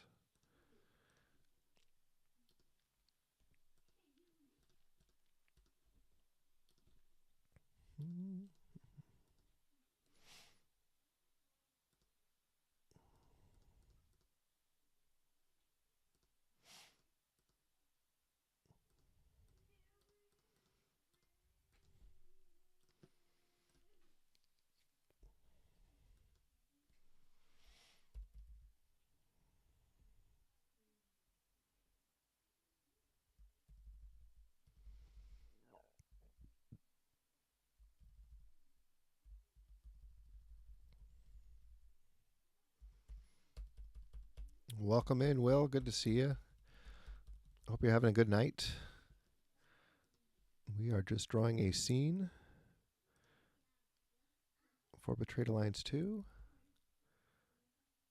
I'll show you the picture in a second. I have to delete this line real quick. All right, so this. Oh no. I just accidentally made my whole ground dithered black and brown. Whoops. Let's go back.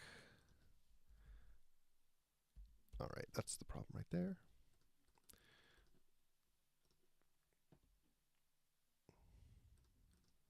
All right, there we go. All right, this is the picture as it stands now. It's supposed to be the bottom of this picture here, where you end up falling down a mudslide,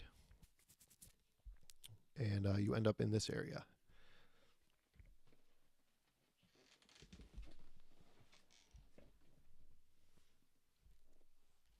And I know it doesn't look like we got a lot done, but this is like 2 hours of work we've got going here, so pretty happy with the way it's turning out so far.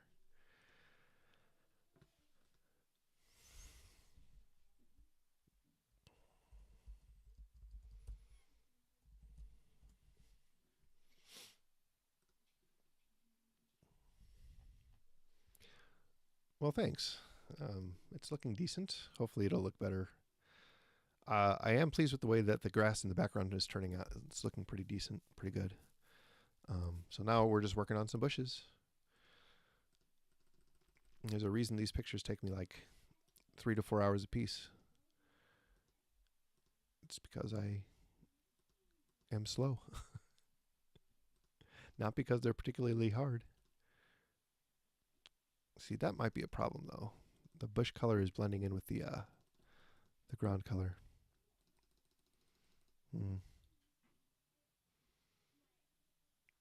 Well, oh well.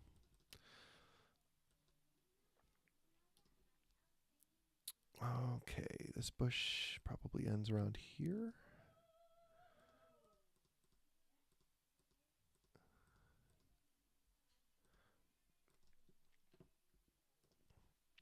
So in the future, you guys think I should be having some like some light jazz playing in the background, something, or more something techno, something upbeat, or something that'll irritate me so badly that I'll never stream again? What do you think?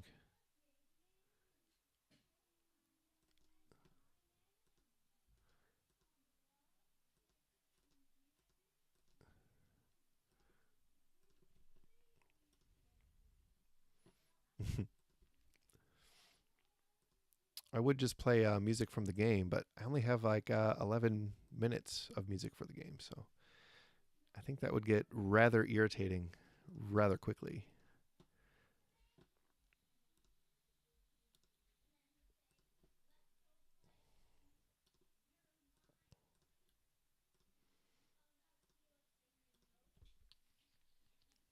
All right.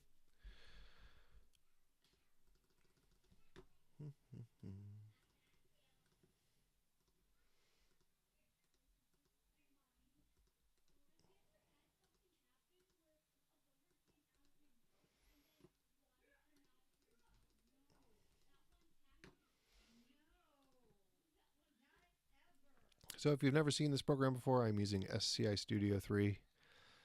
It is a program that makes Sierra EGA adventure games. It has everything you need to make animations, like a bridge falling, to background pictures, to your coding,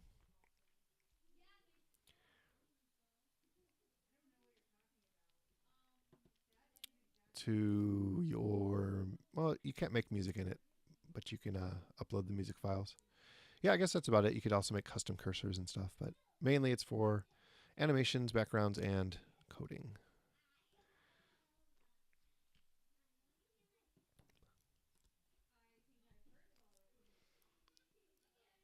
Let's see.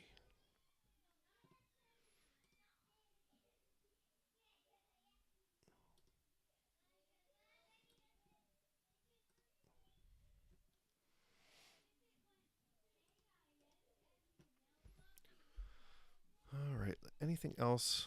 We should probably get some black highlights, shadows, I mean, for the bushes.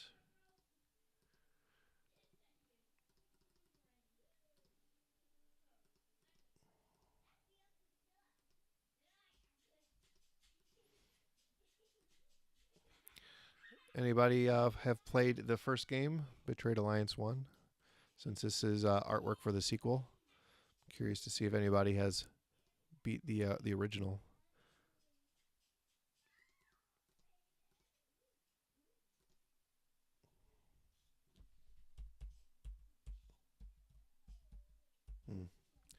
This isn't going quite right.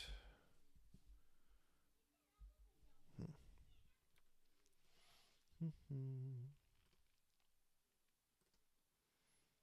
right, everybody's in lurk mode. That is just fine.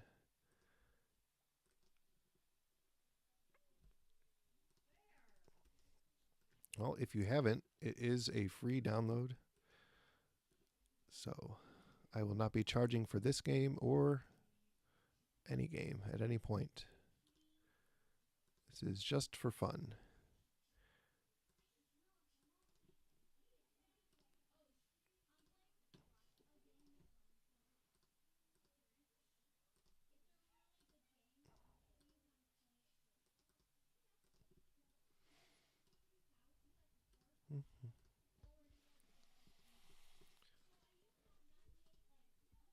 All right, let's see. All right, basics of bushes are down. I really am dreading the rocks, so maybe I'll do the grass first. I think if I give the tree too much completely back shadow, I think it'll look a little weird. So maybe I'll just not do that. Maybe we'll give it a dithered black and green color. Let's see, something like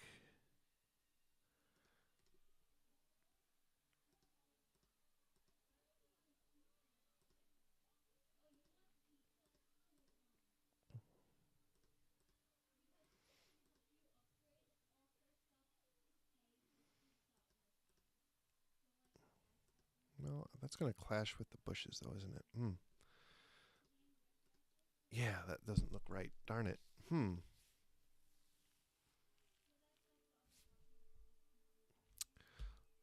Welcome, Jackson Otto. We're just working on some artwork for Betrayed Alliance, Book 2, to be completed by 2022. The picture we're working on right now is the bottom of this picture here, where you slide down this hill of mud and you land right here. So obviously to do that, we have to draw the picture. So that's what we're working on. Pictures take me about 3 to 4 hours. And this one will probably take more since I'm talking to people as we draw it. So I hope you're having a good evening. Hopefully you'll have to supply your own music, because I didn't want to get YouTube mad at me for stealing copyright.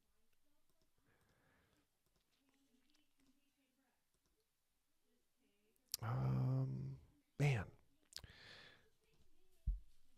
it's really clashing with that bush. Maybe I should, I could make the bush a different color. And then I could do that.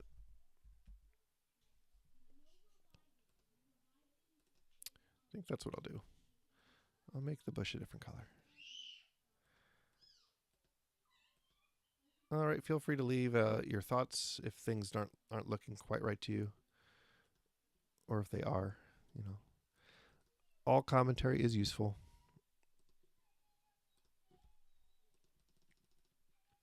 See, the main issue I'm running up against is this, my green and black dither in the grass is clashing with my highlighted of the bush. So I'm going to try and change the color of that to something else.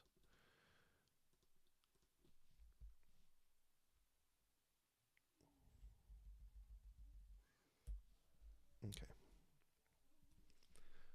Maybe a brown and black.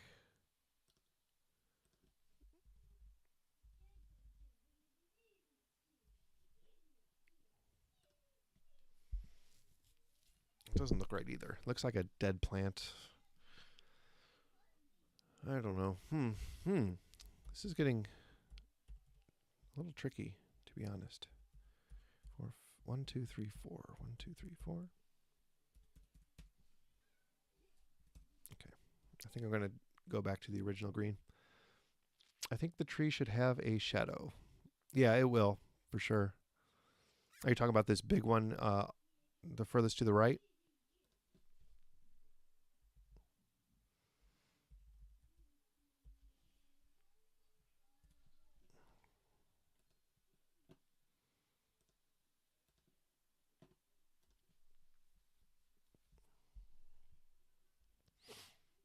Yeah, and it might want to overshadow some of these bushes too. Now that you mention it, that might be a good idea.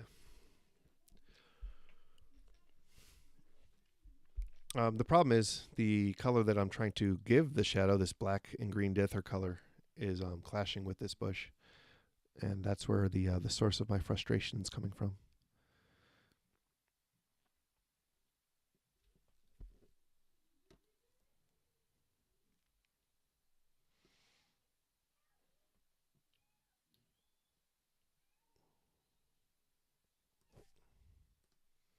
But I could just not do that.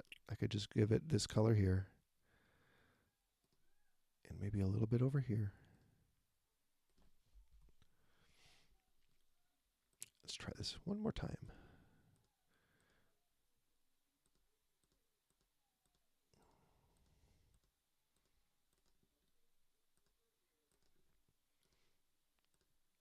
Okay, and that'll be the shadow, and then the rest of it will be solid green, and then I'll have a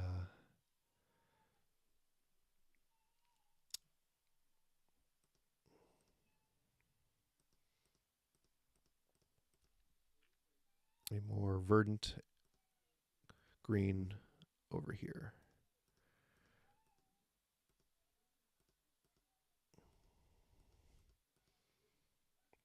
That might be too rounded. It might want to be more. Oh, and I'm also getting too close over here because I want to make sure I have a green and brown color attached here. So let's just make it more spiky this time. And that looks good. Maybe a little bit. Yeah. So we have a big green area here. And then a green and light green color right here.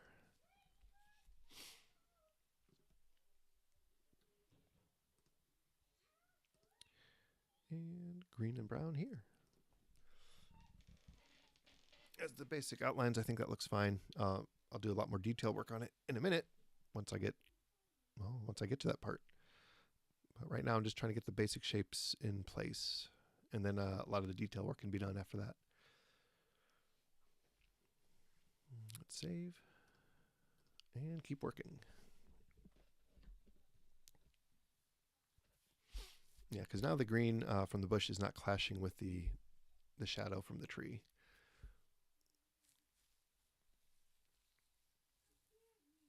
Oh, I did forget a bush back there, so let's go back and do that bush.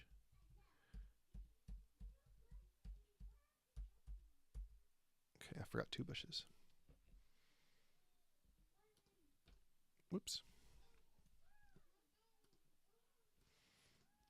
This bush here needs a dark, and this can probably even get dark up here because it's in the shadow. And then this one over here.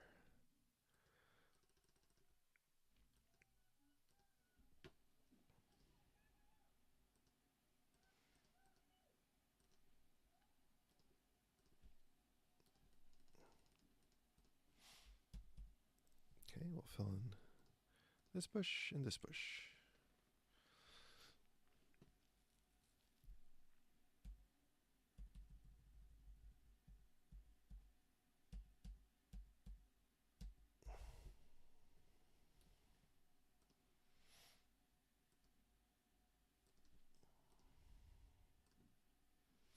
All right. Looks lovely. Yeah, let's put this as a dark green as well.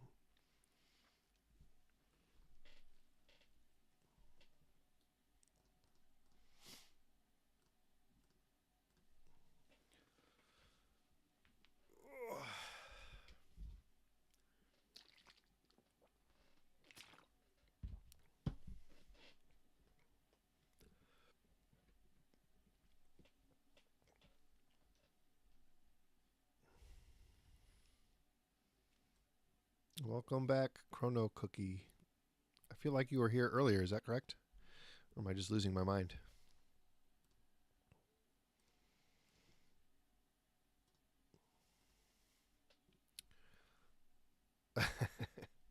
that's good to hear. Always be the first man here. Yeah, you were here before I even knew I was here. I didn't realize it had started the stream, but it did not. It did not wait for me.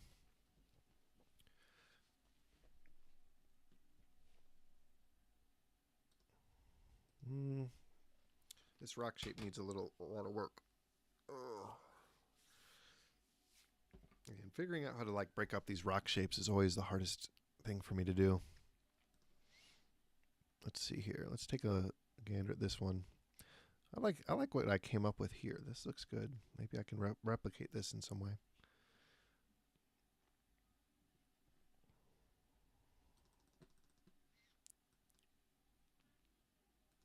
Maybe not, because this is like the tree's sitting on it, and that would make sense over here. I usually just draw lines until something looks like it fits properly, so that looks decent. I'll try it this way. Okay. I don't know why. Rocks are always very difficult for me, which is a pain because I have so many rocks in all of my my areas. Because it's one of my main way of blocking the character from certain paths. Oh, I forgot that bush up there. All right, well, let's color in that bush before I forget.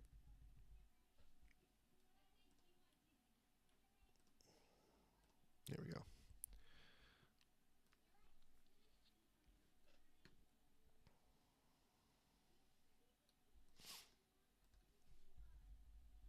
Okay, where did that line come from exactly? Oh, I see. That's part of the other rock. Okay, that's fine. We'll get rid of that later. Okay.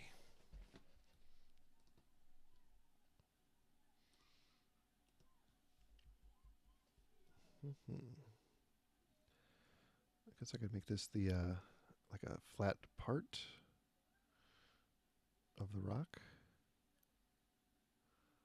I don't like the way that looks though. Well, I'm going to start on this massive one in the middle here.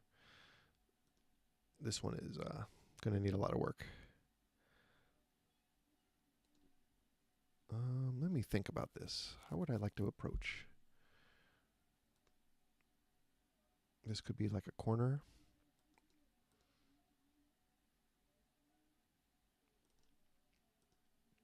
I don't want to make the top of it too flat though. But maybe that'll be fine. Have a little divot here. I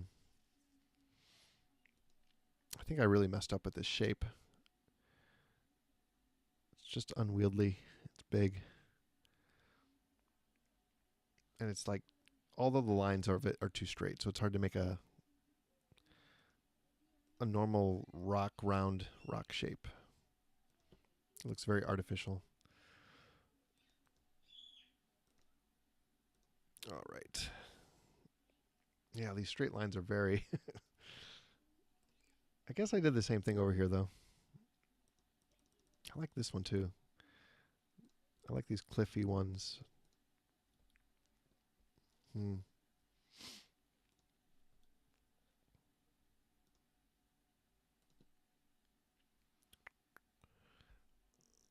All right, that looks fine for now. We'll come back to it.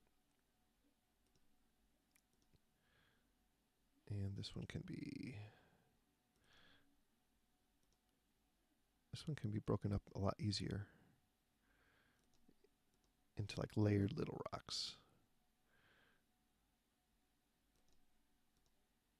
Yeah, that looks good.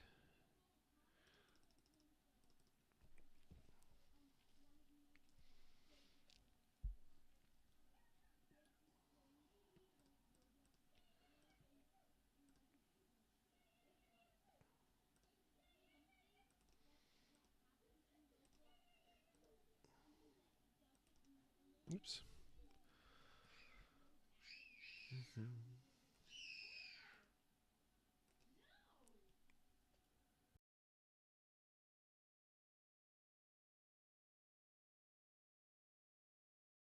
That doesn't look right.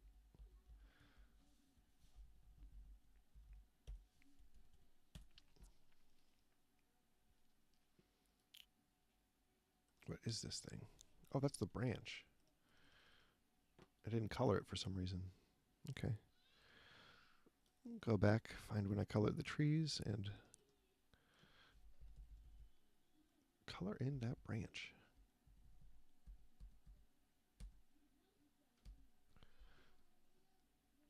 It should be mainly in shadow, I think. Zoom in a little bit.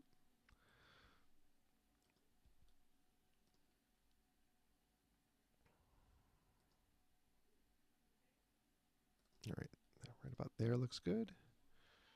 Fill in the rest with the solid brown. And we can do highlights on it later once everything is good to go.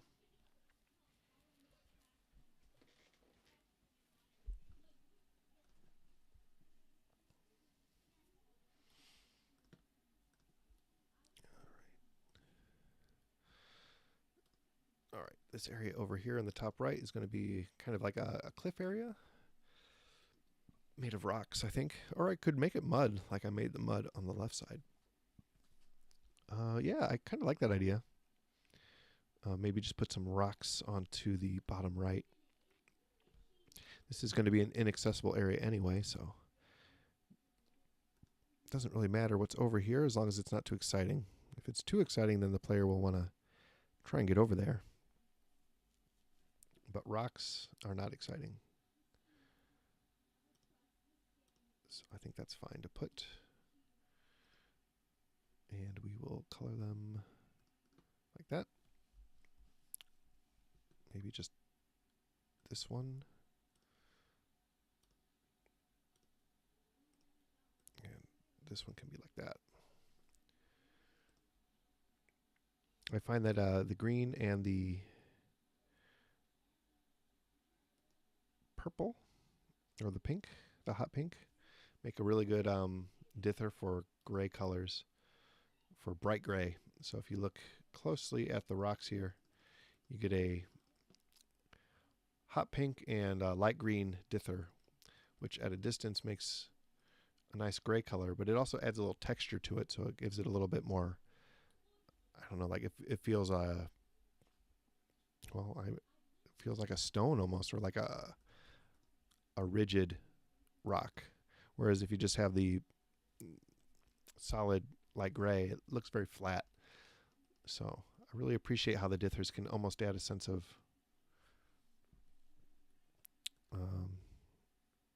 almost like a feeling of a texture to it. So we'll outline this one with the hot pink and green.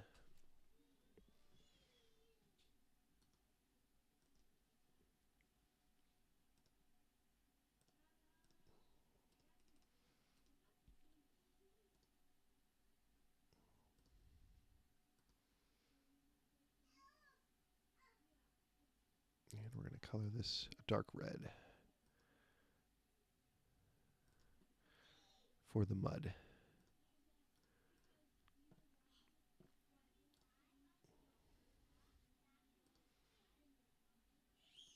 Let's see. I think I had a dark red brown somewhere that I was using for the mudslide. Yep, there it is. Perfect. All right, yep, that seems to fit just fine there. It gives it a little bit of a mirror image to it, which is a little symmetry is nice.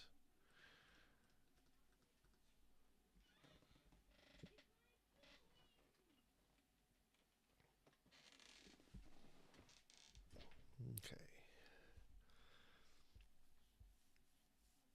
I do feel a little bad that none of these trees really have any leaves except for this one. I kind of wish I had drawn one of them a little lower just to give it a little bit more leaf. Maybe I could just draw a few little leaves in the background. Just a hint that there's a little bit more up there than we're seeing.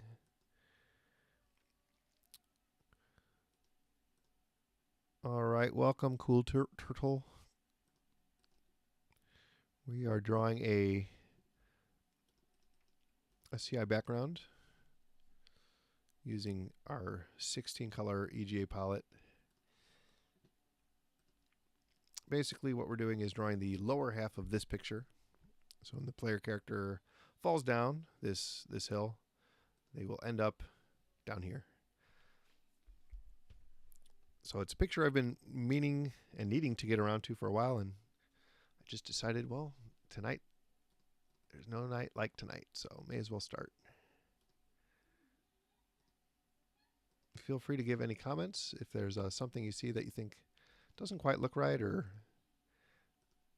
needs some work. Here, I'll zoom out so you can see it a little better. Anything sticks out to you is... Yeah, you are right. The white areas need to be colored. Thank you. I know you didn't say that. I was just being silly. Add a little bit of green over here. Right now I'm just adding kind of a hint of some branches and some leaves because it feels like it needs them. This picture feels like it needs a little bit more branches and leaves.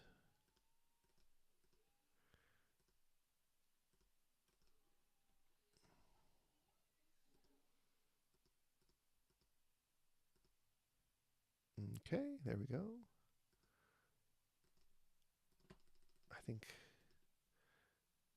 that doesn't add much, honestly. It almost takes away. I think I just needed some in the middle. I don't know. Didn't add anything, actually.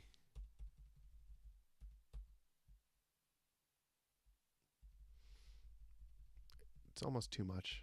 I think I'll just, sometimes you have a good idea, sometimes you have a bad idea. The key is knowing the difference. All right. I have a dark blue and kind of aquamarine green there. I think I want to use that for this background as well. So let's get this color. Dark blue and aquamarine for this. Oops, okay, I see. I need to switch them so that we don't get a doubled up color effect. There we go. And that just gives the illusion of depth, which is good.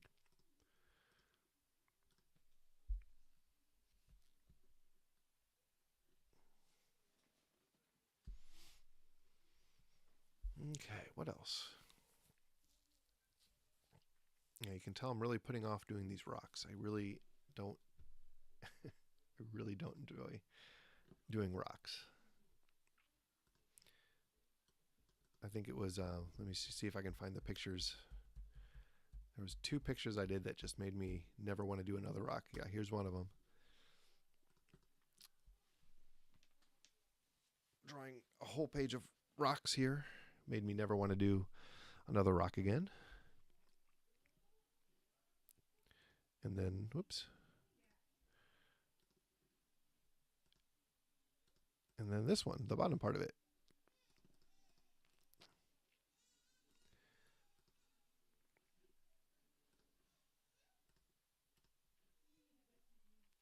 But that's okay. We can do more rocks.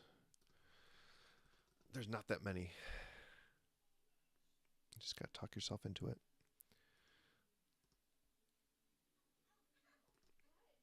My least favorite part is just breaking them up into little pieces.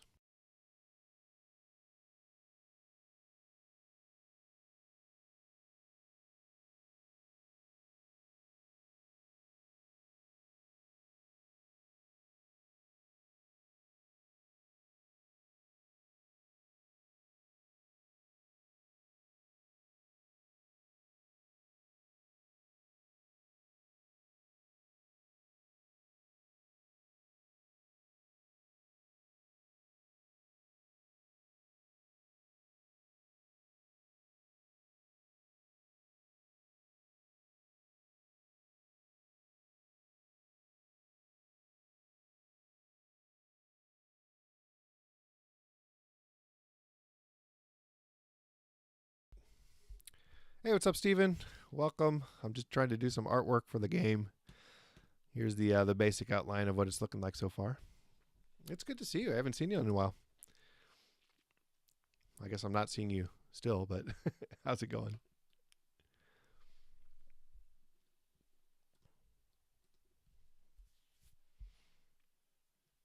So what we're looking at is the bottom half of, whoa, that's way zoomed in.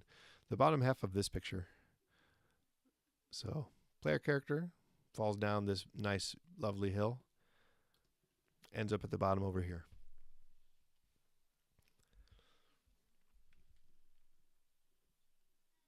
I'm sure as a connoisseur of adventure games, you have never fallen down a pit or trap of any kind. And I'm sure this would be something you wouldn't ever fall for, right?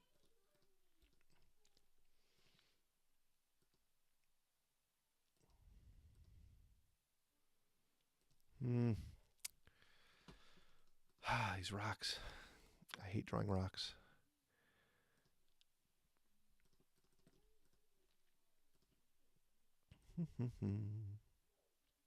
All right. That looks good, maybe.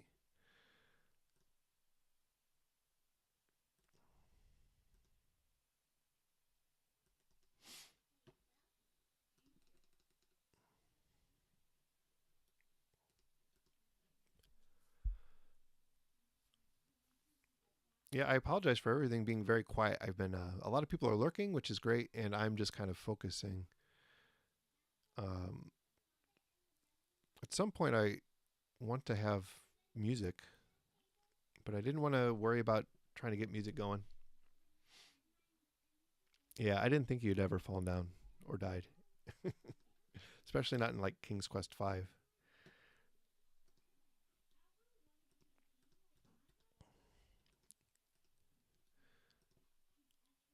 which apparently the Space Quest historian didn't like that much. I don't know.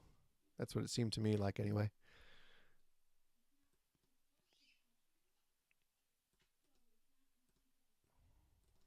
That's good. All right. We're making some progress.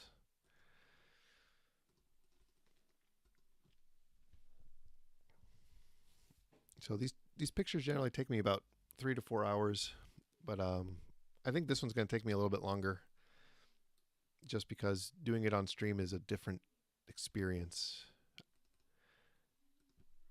And I've had some people come and go, and we've had some good conversations.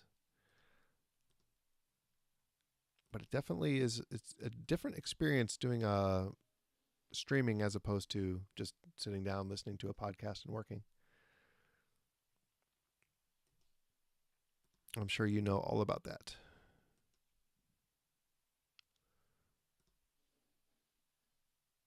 Gosh, I don't want to make this too, I don't know, just too like symmetrical.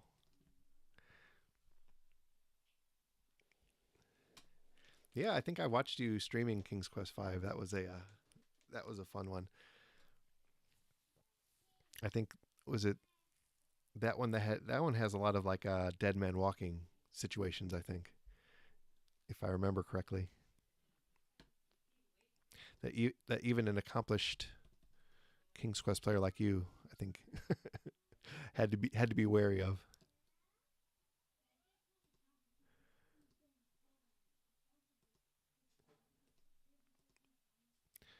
All right, instead of all these black lines, I think I'm going to just start coloring the rocks and working that way. That way I don't have to. I think I'm getting caught up in trying to break up the rocks in a way that makes kind of a visual sense.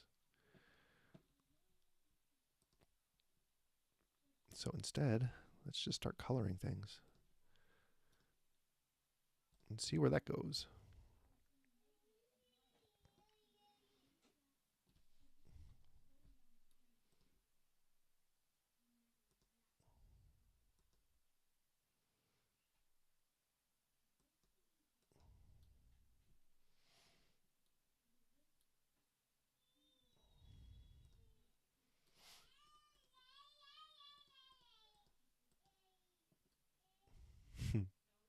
Yep, dead ends like not saving the rat from the cat or eating the pie, which is of course like the first thing you're going to do when you get an item like that.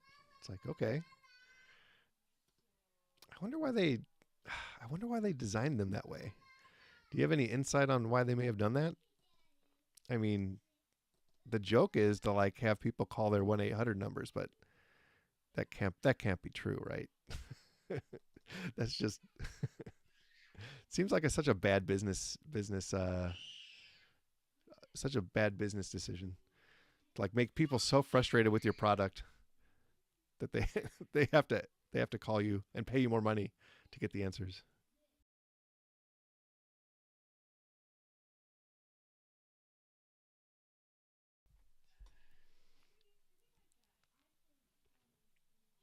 Mm-hmm. Of course, I said I'm going to stop drawing lines on these, and here I am. I'm drawing more lines on these things so they can sell more hint books. Yeah, I guess so. Man, that's. I don't want to be cynical about it, but that is just so wrong. All right. Well, I apologize if you can hear like all the banshee screaming going on in the background. We have we have a neighbor over, a neighbor kid over, and they're having a great time, yelling and screaming, just like we all did when we were little.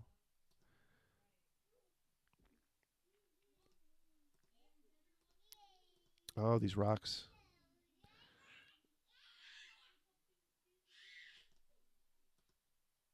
Okay, okay, okay. This is working. I'm seeing something that I like here. I'm finally getting some rocks that are doing something that I appreciate.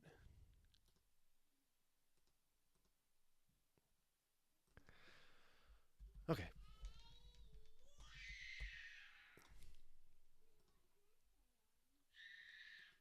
That looks good. So I really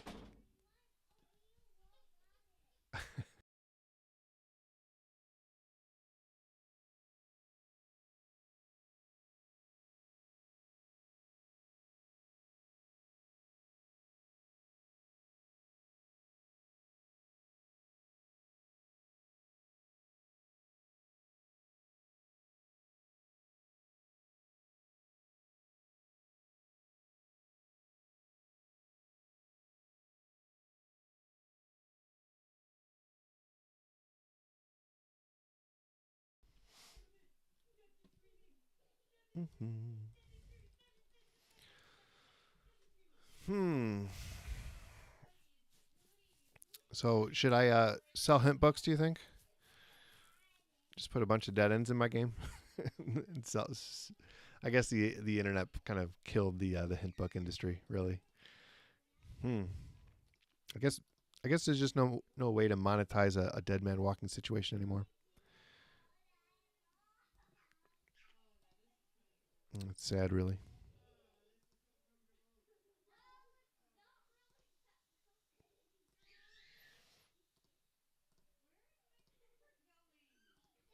Hmm. So if you can hear all the screaming in the background, I imagine this is exactly like it was in the late '80s when they were making these games.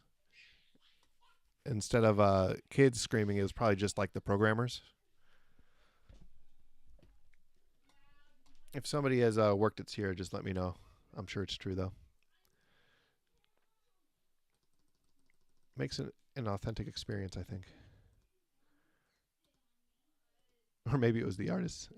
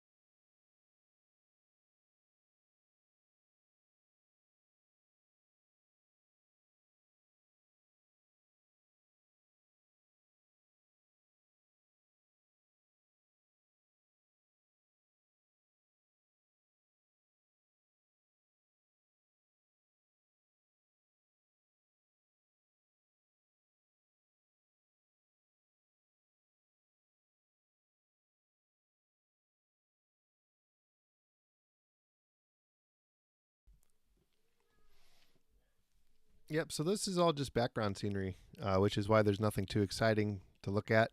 I tried to make everything look really boring because there's not a whole lot to interact with in the screen. The basic idea for this is really it's just a almost like a fast travel, since you're not going to have like in this one you won't have a magical map that can teleport you. So I needed to connect the upper level of the forest with the lower level. So this will be like the bottom, and you can find a way to traverse back up to the top. That way you can cut down on a lot of backtracking time.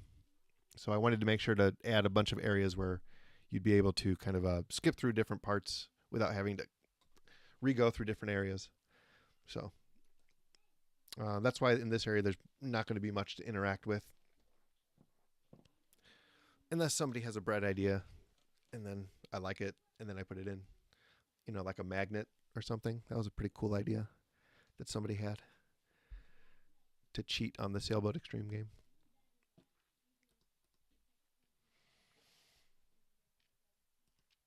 And any kind of like changeable elements you just can put in later with like picture views. Oops, I didn't mean to close that.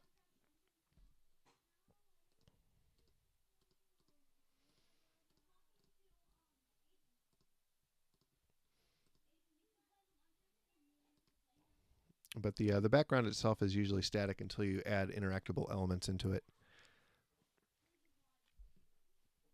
which is why usually the backgrounds don't have anything super interesting to look at until you add them in as animation things.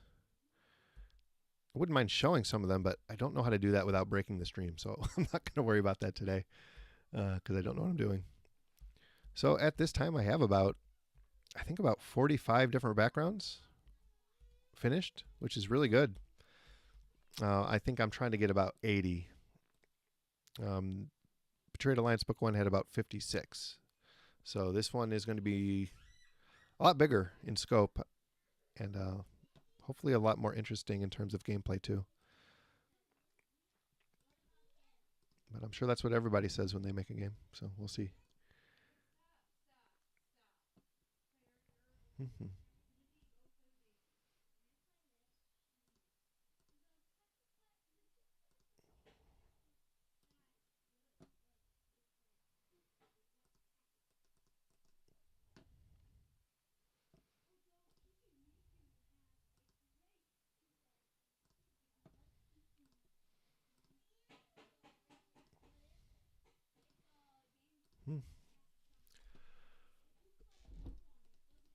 Okay.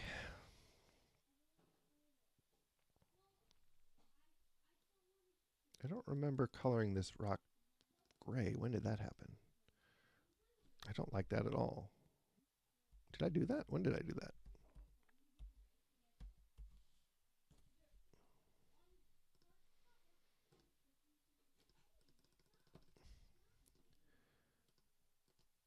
Pesky internet gremlins messing with my artwork.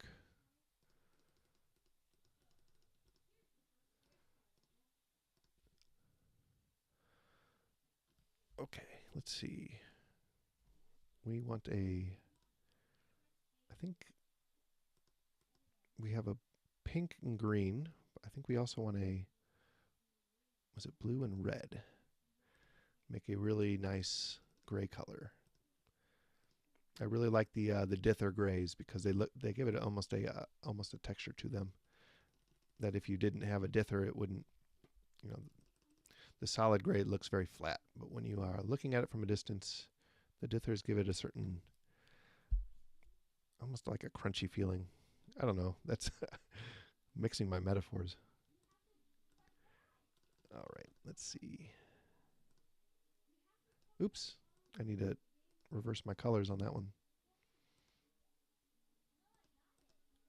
Okay, I'll do that in a second.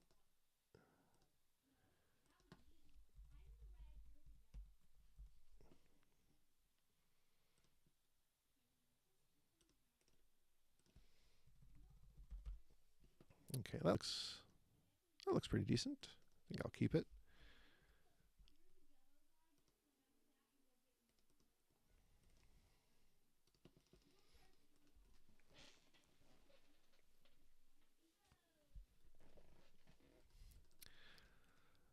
I don't know if you're working on something or if you're lurking or just hanging out, but are you working on anything in particular right now, Stephen?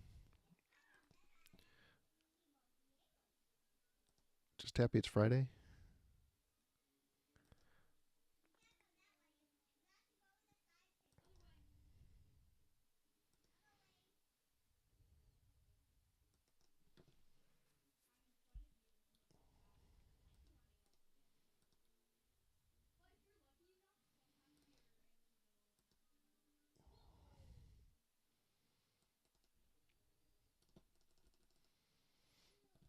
That doesn't look good. I don't know what I was thinking.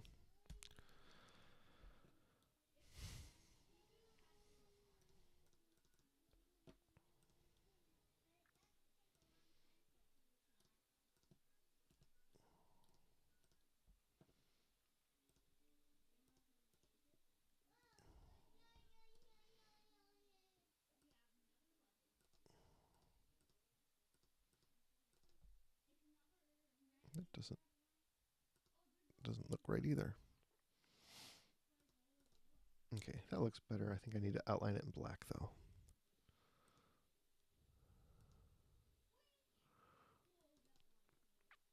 Maybe give a nice strong crack somewhere.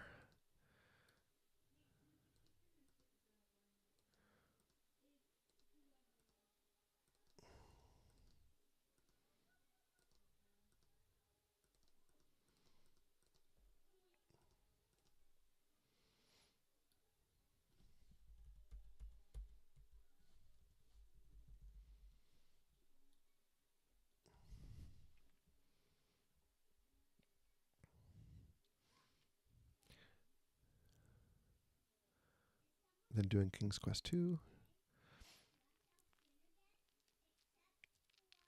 Yeah, I think that's what you said in your update video. I look forward to seeing those.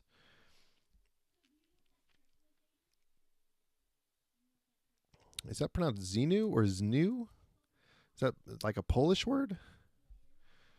I definitely have trouble every time I see see their little dinosaurs. I never know what to call them. That crack isn't. It's not sitting well with me now.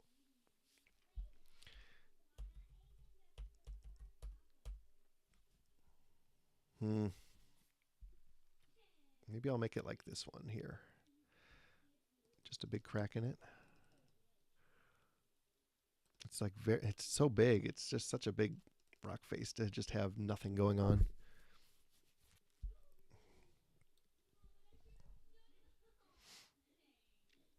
Hey, welcome in, Luca. How you doing? Hope you're having a good Friday. We are working on a 16 color EGA background for Betrayed Alliance Book 2. Here's the main screen. You fall down and you're ending up in this area here. And I'm just trying to illustrate it, make sure it looks reasonable. Doesn't distract the player too much with anything. They should just get here and just kind of move on with their life. Sniff? Really? Wow. I wouldn't have guessed that. Sniff. At least that's what it says in the Dino Encyclopedia. Sniff.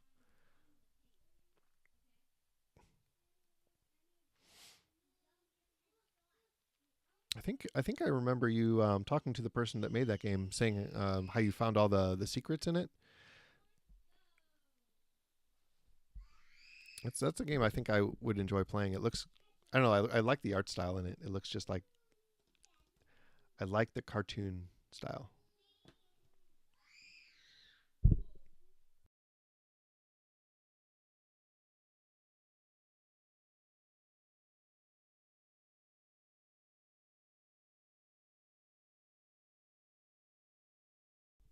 Yeah, I think I just made this rock just too straight liney. It's just nothing seems to work, and I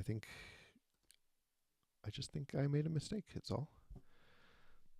Welcome in, Vert. We're working on a 16 color EGA background for Betrayed Alliance 2. And I am struggling with these rocks because there's something about them is making them difficult to illustrate properly.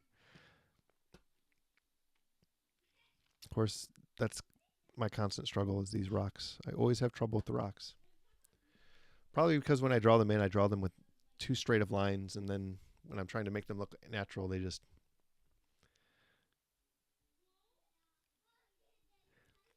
Yeah, did you find all those secret pebbles without the use of a walkthrough? I think that's what you said. Like that's pretty impressive. I've been thinking of adding a bunch of little secret collectible things in my game too. Um, I always like collectibles in games, so it's something I'm interested in doing.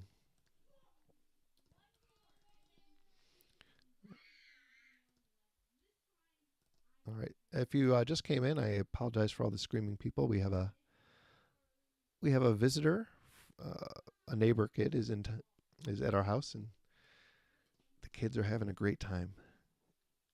It's just making things loud.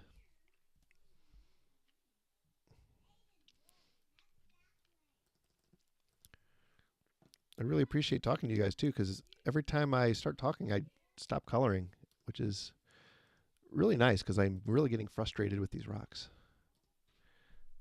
Oh, you did get them all without a walkthrough. That's awesome. Although when you played the game, I wonder if there was even a walkthrough available at that time, because I think you played it when it was pretty new, right?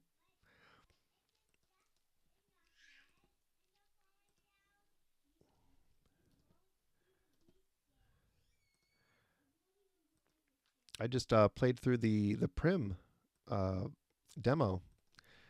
I I donated to it too because it looks really good. Just the art style of it really is cool. Oh, good. You finished Matthew Mafluka.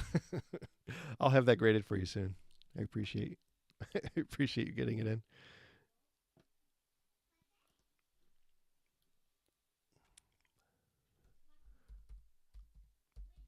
Hmm. Yeah, that's fine.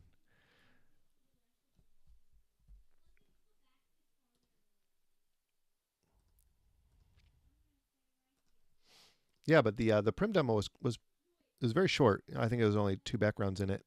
But I found everything about it to be really well done in terms of just not just the art style, but the voice acting, the music, the dialogue was pretty funny, pretty good.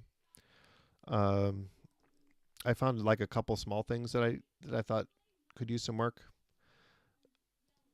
but like they were small, and I already messaged him about it, and I think he was receptive to those. So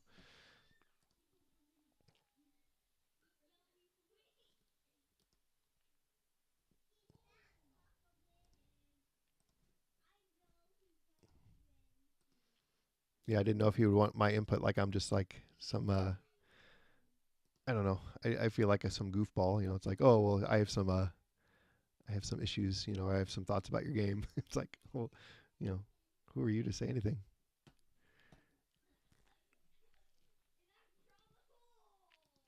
I'm more of like an art guy than a design guy anyway. So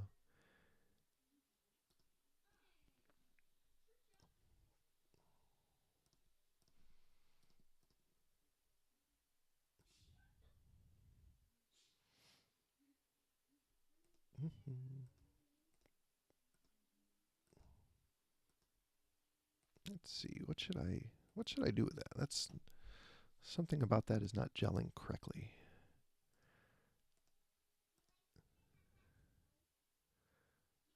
All right, that looks decent. We'll have to back up in a second and take a look.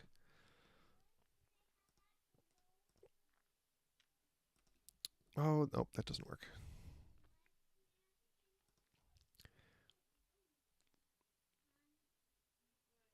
Oh, you think so? He's got more hair than me though. There was no walkthrough. Jonas, the dev from Prim, looks like my German counterpart. Yeah.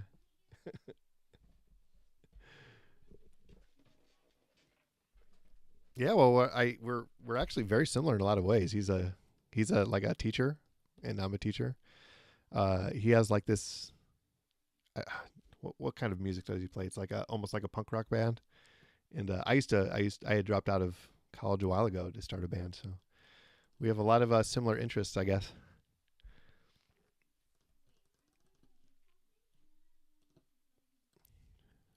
course, I also went back to school to make sure anybody who is here hearing that I dropped out of school takes that the wrong way. I did go back to school. I have a master's degree. I am a very I wouldn't say I'm a very smart person. I'm a reasonably smart person.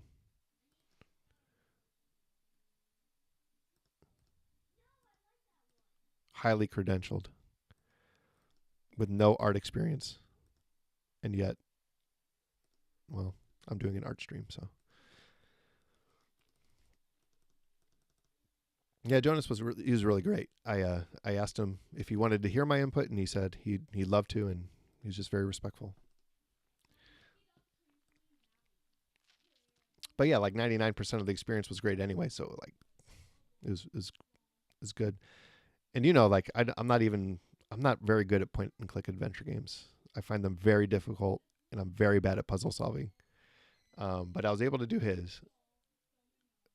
Short as it was, I still did get stuck a couple times, which I am not proud of. But I didn't look on the internet, and I didn't look at any videos to figure out how to do it. So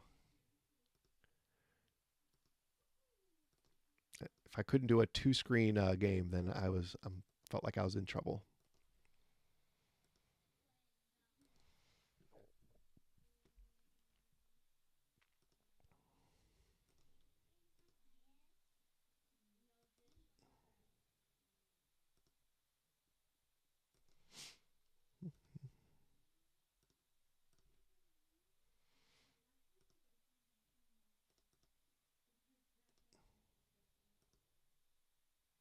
Oh, trying to get some black lines in here, but something about this rock shape is preventing that.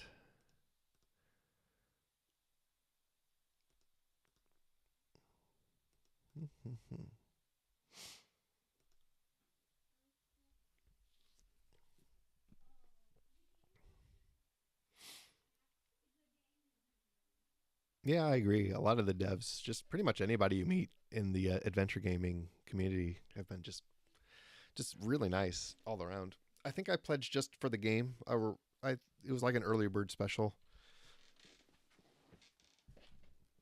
I don't think I got any physical rewards. I'm sure you wanted the coffin, right? You wanted the I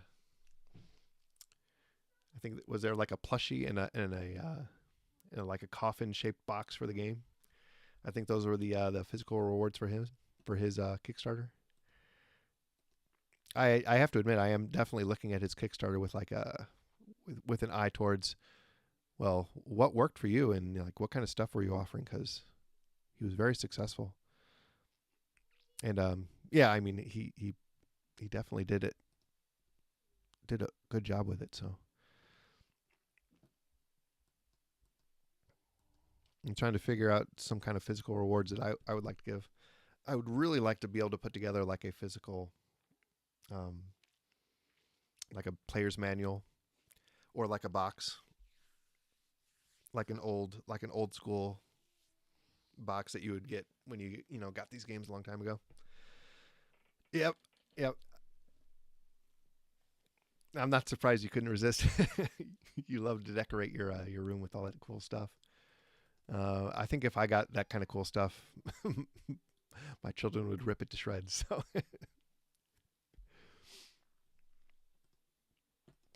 all right. Well, things are starting to look pretty decent. The basic outlines are looking good. I just have to do a lot of the detail work, and this picture it'll be good enough. Good enough to be in for all of 5 seconds before you have to leave.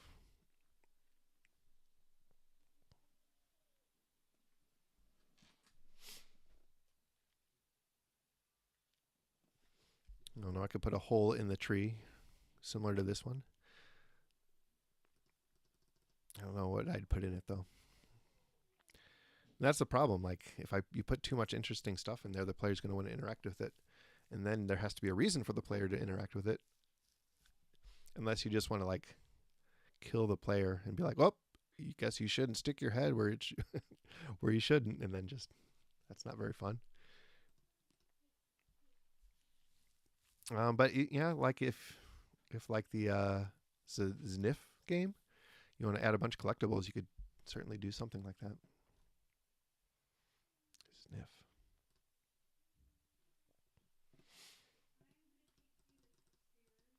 So what do you think? Maybe some smooth jazz in the background next time? If I had a soundtrack for my game that was longer than 11 minutes, I think I could have done that. But all right, what color will you be? I think dark, honestly. The red and the green. And then these can be a little bit brighter because they're kind of front facing. Yeah, that looks a little off actually. Maybe it should be the dithered gray and gray.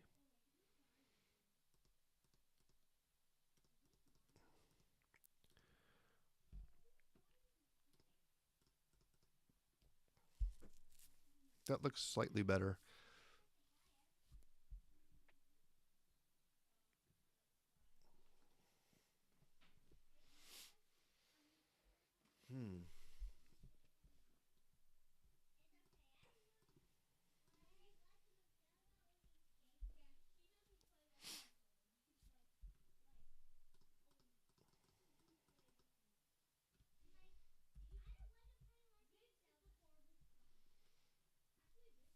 Man.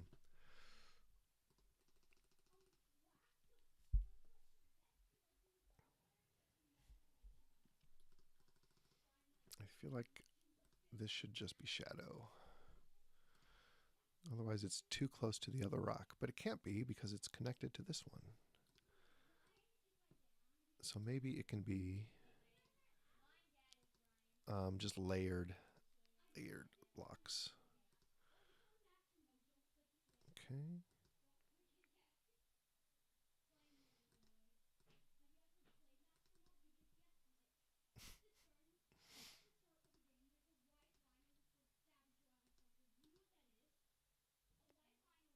That doesn't look good.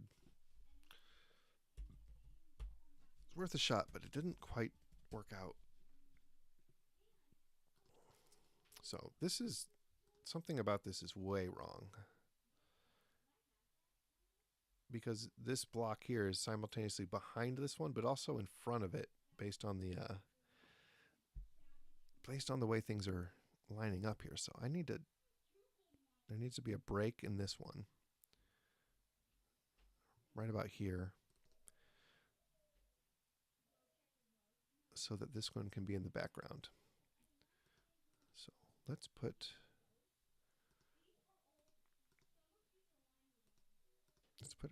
a rock in the front here.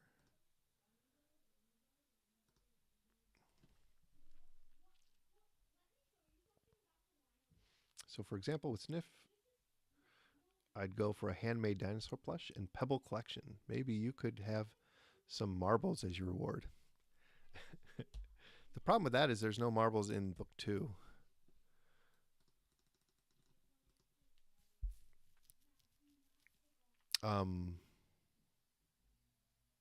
Probably. I guess there could be. Like, everything's still open. What am I talking about? I could do whatever I want because the game is not even close to being finished yet. Marbles. Yeah, but they'd have to be like unique and cool in some way. For sure. Based on the planets. Have to get in touch with like a marble manufacturer. This is complicated stuff.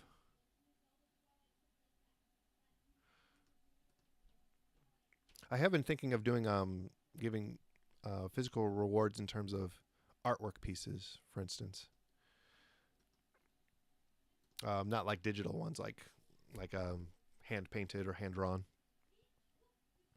But I don't know. I don't know if people want that kind of stuff. Honestly, yeah, I would love to do a big box. That would be so cool. Just have to make sure everything's like cost efficient, I guess. I don't like what I did with that rock. It looks really bad. I thought it looked good at the time, but now that I'm looking back at it, it looks... Something is very wrong about this rock.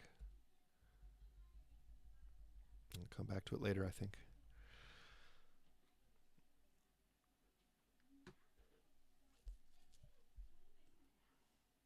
See, this is why people do like sketches before they do these. Because then they don't run into issues where they have to kind of make up for problems they did earlier.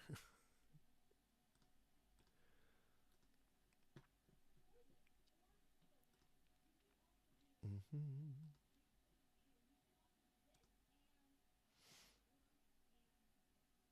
Oh, that's a cool idea. The box could look like a book from the outside, like the ones you collect from the library. That's a really cool idea. I like that a lot. And then you could, it would open up front facing. And then inside there would be marbles. and a manual, of course.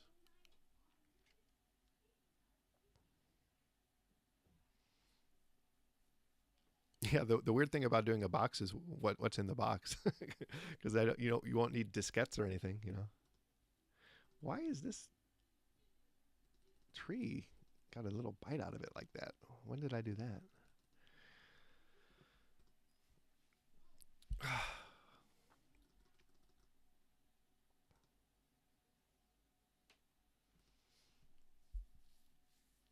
Yeah, that's a cool idea with the book, though. I like that. That's a really cool idea. I might have to steal that, borrow that. Mm-hmm.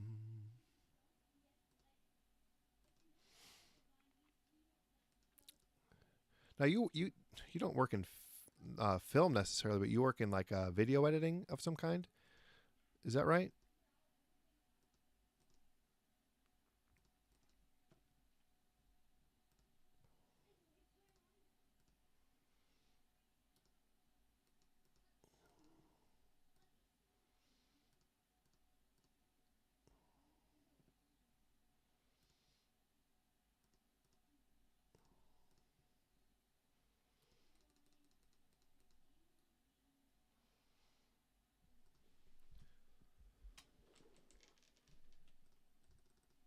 Mm-hmm. Mm-hmm.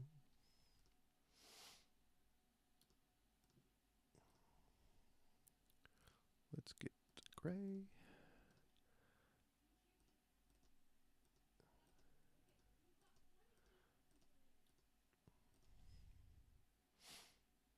Mm-hmm.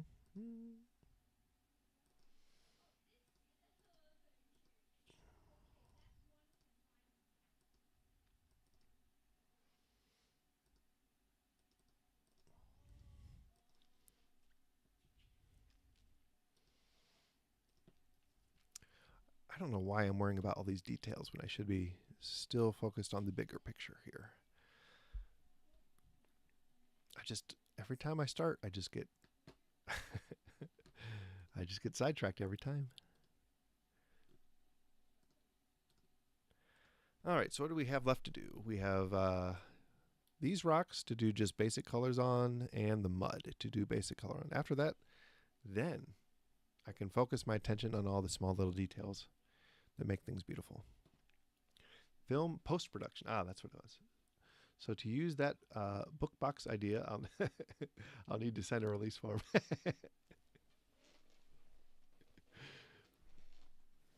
All right, the deal's off. This is unbelievable.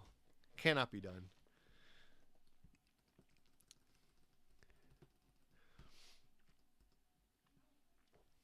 Oh, I know what I could put in the book, the book box. I could put my, you'd be forced to buy both of my books with the book box. And then I could put the books in the box. See, you're a genius on so many levels. I didn't even, it's impossible to even identify the genius.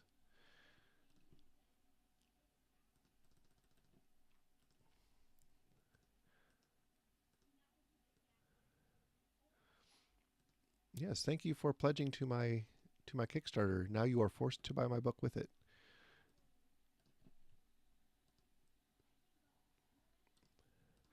It's kind of like buying an adventure game and then them forcing you to buy the hint book.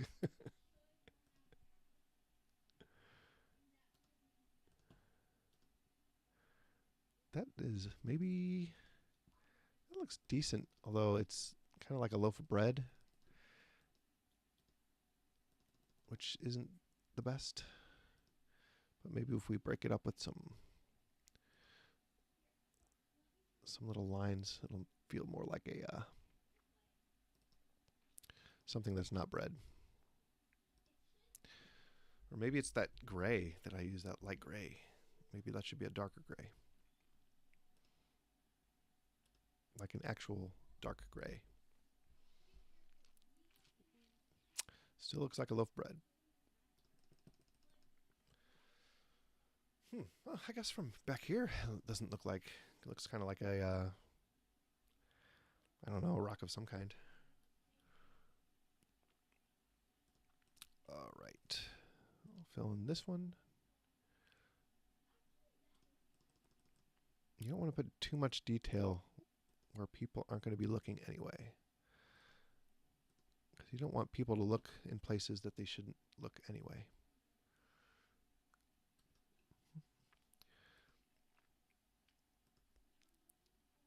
I don't know if I asked you this, but what kind of post-production films do you work on? Is it big budget stuff? Is it like independent, smaller art house stuff, or is it TV stuff? Like I feel like I asked you this before, but I don't remember. For some reason, I feel like you were working in TV. Man, if I only had the cadence of a Bob Ross, that would be, people would really be able to chill and relax. Maybe I should start talking like that, and just like really relaxed tones. Yeah, minus all the screaming children in the background, which I don't even know if you guys can hear, but I certainly can. Yeah, minus all the screaming, blood-curdling cries for help. It's like Bob Ross.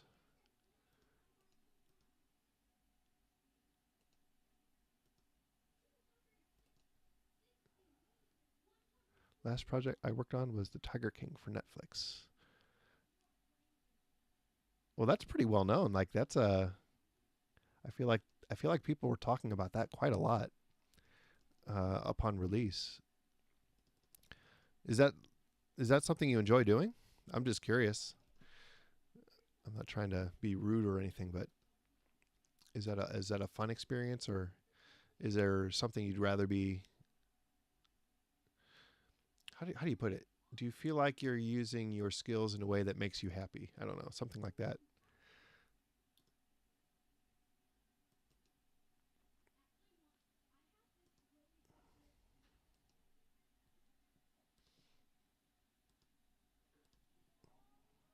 Because I know you have you get a lot of enjoyment from your adventure game videos,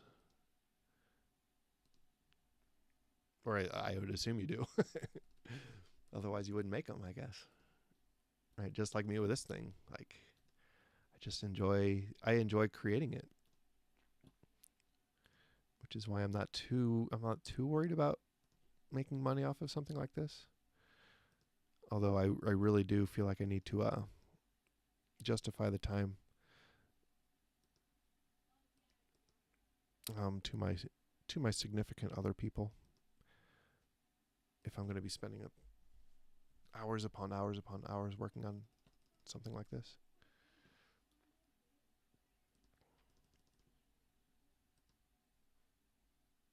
Yeah, yeah. I'm glad you enjoy it though. It's great, but to be honest, rather be making my own videos. Yeah. Well, the good thing is you can do both. I mean, you just can't do both. I'm sure you would love to have the time to work harder on the thing you like the most.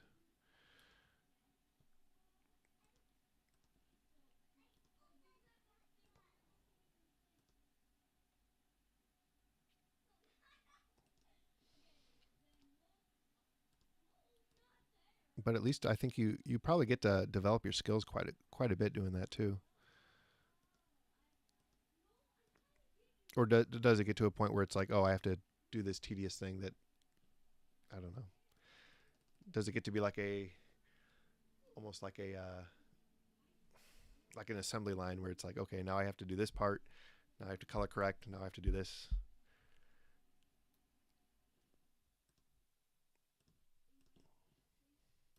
Does it get as tedious as making these darn rocks? That's the question.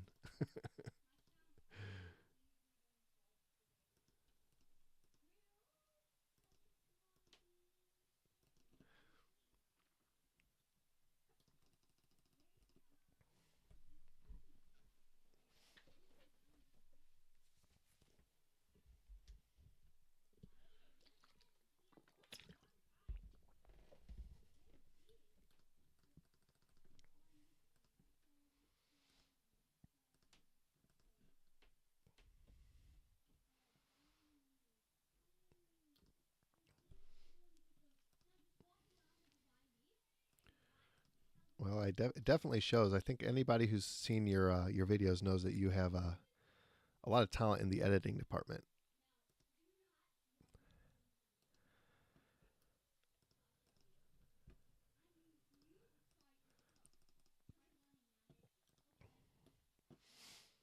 All right, back to this horrible abomination of a rock formation that causes me nothing but trouble. It looks like a computer mouse. You know, just like a natural rock formation would.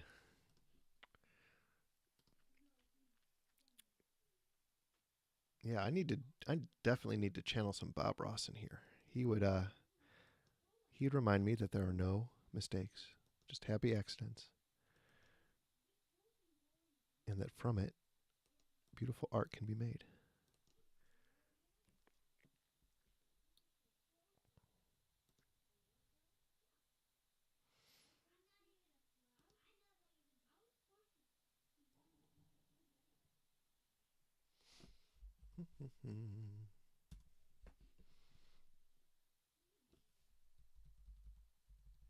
I don't know what I was going for with that, but it doesn't look quite right. Let's see. What if I, just an idea, what if I make that black? What sense would that make? Just make it all black. Can that be made to make any sense? Hey, Stephen, thanks for dropping by. It was a pleasure having you. I appreciate you coming out and talking. Enjoy your dinner.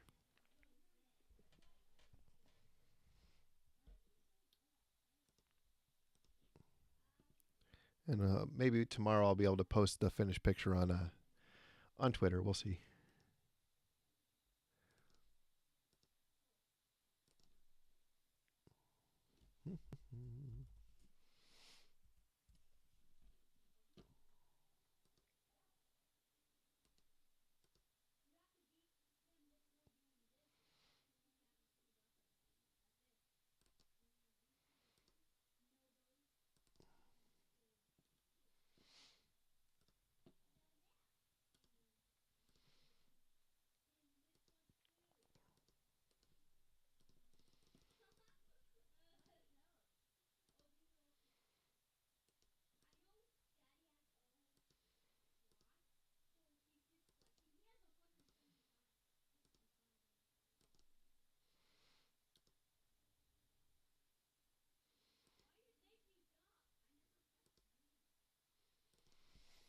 Okay, that's starting to look like it might belong there. Just keep trying, figure something out. That looks good.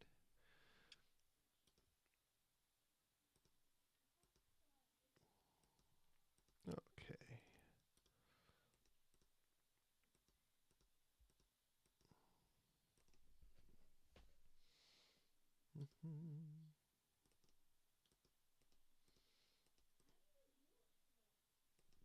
All right, let's back up.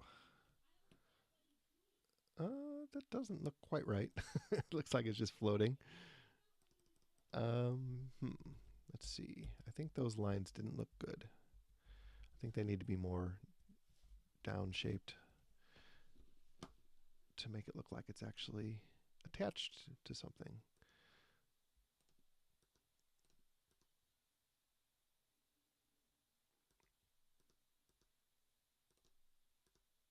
So maybe something like this. Maybe something like that. Nope. This is a bad idea. Straight through.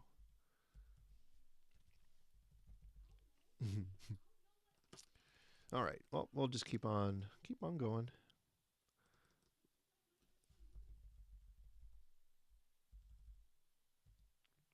So can we just, yeah, we'll just delete everything from there. It was worth a shot, but it did not work. Do those lines work? I don't think we need all of them.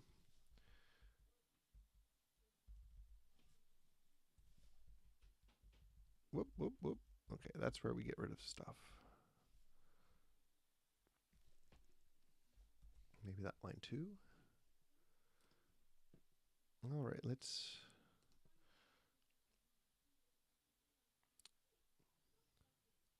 try and make something reasonable out of something unreasonable.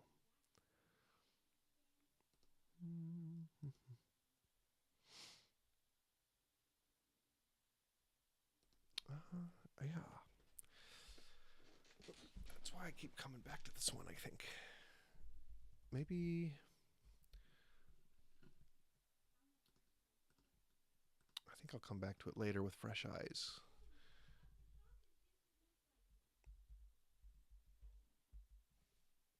Okay.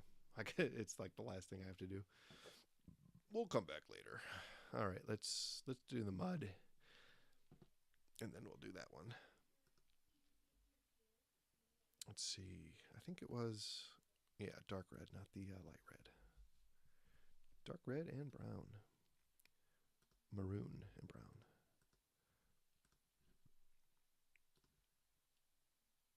All right. Well, I think it'll probably be rounded though, right? I'll probably have to redo this bottom line too, because I don't think it would be actually just a straight line of mud. It would probably be a rounded line. So let's save and we'll go all the way to the beginning and we'll redraw that line to be a little bit more rounded.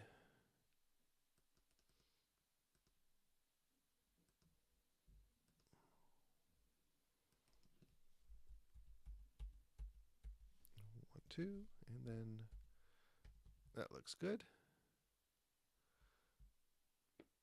And I guess while we're back here, we could redraw that rock that's causing us such difficulty. All right. Maybe not. Let's just delete any of the inside pieces because I think I drew a line and then another line. I think my program's probably going to crash pretty soon because I've been doing so much on it. And I know this program isn't perfect. And if you give it too much, it'll start to have some problems. All right, delete both of those lines and we'll put in this. That looks good. And I think I had, yeah, just a little sliver of a line on that side too. Oops, I need to fix that green line, but it's possible just to color over it too. All right, so this rock will have like a little indentation in the mud. And then we'll just draw up a little line. Something like this.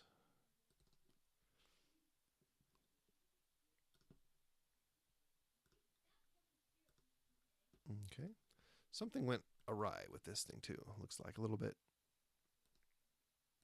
Oh, I see. Because I drew the line differently, of course. Okay, that is not too big of an issue. We can just fix that later. Fix it in post. All right, and then just a regular old brown for the mud. Okay, beautiful. Oops.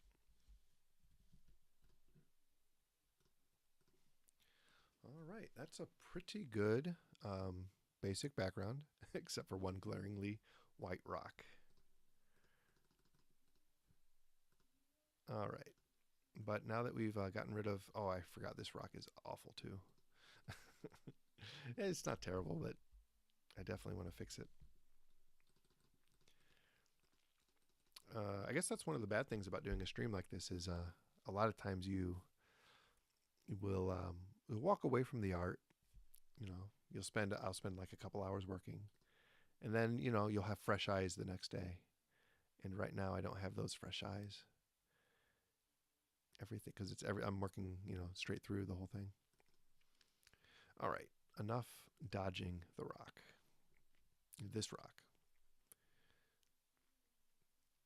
And I think I realized the problem was because it was simultaneously in front of and behind this thing, which felt off. So maybe if we break it apart a little bit. I don't have to keep that black, but I want to help give me a differentiated view of it. Okay, and if it's like that, I don't know.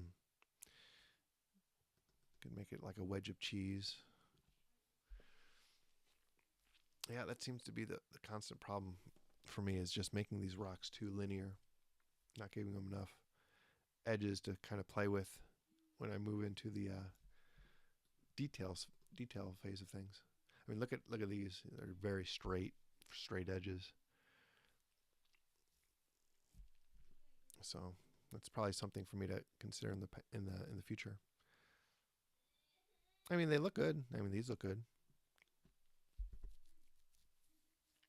They just bring me a lot of difficulty, I think. Oh, I like the green on that. That's kind of nice, actually. All right, where was I? Oh yeah, avoiding this rock. Yeah, I don't think I want to do that. These lines are kind of going this way, so maybe I could break it apart this way. Let's get rid of the wedge because I don't like that. Although it does feel very natural to do that.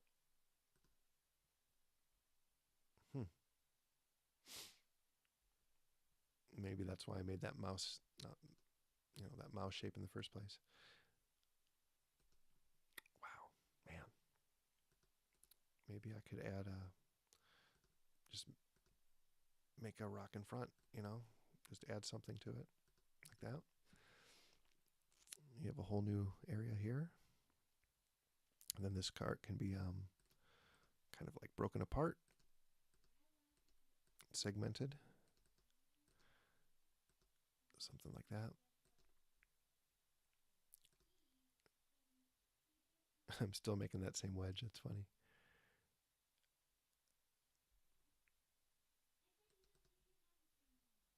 Okay, and then this, maybe I add another rock here.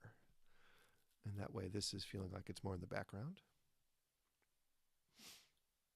Yeah, this is getting somewhere. Somewhere I don't hate.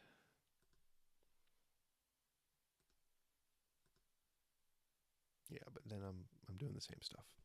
All right, so let's get rid of that.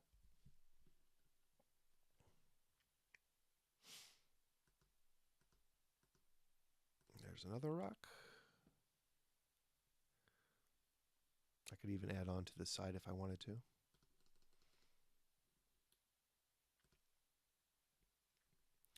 This mud and this tree are kind of melding together in a way I don't like that much, though. Maybe I could add a little dark black brown down here.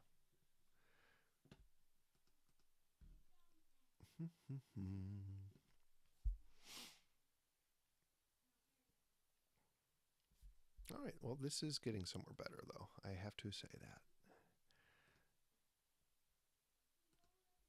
Doo-doo. Okay, that's not bad. And let's do, yeah, and then like a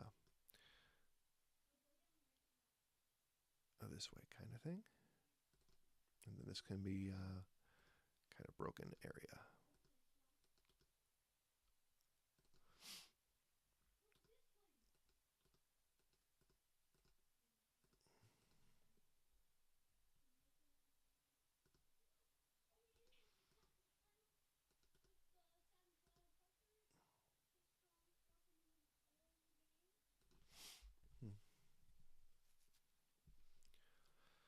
All right, well, I don't hate it anymore, which is nice. I don't love it, but maybe I just leave this one kind of broken here on the bottom. Like that. Yeah, I mean, you can, that straight line though, that's what I have to start avoiding in the future. All right, that doesn't look bad. Now it just has to be all colored. So let's get this part like that.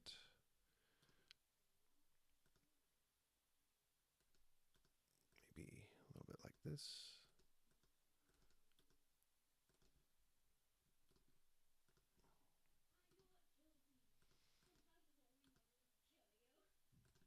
Okay. And then this can be a nice solid gray on the top and a solid gray on bottom. Something like this.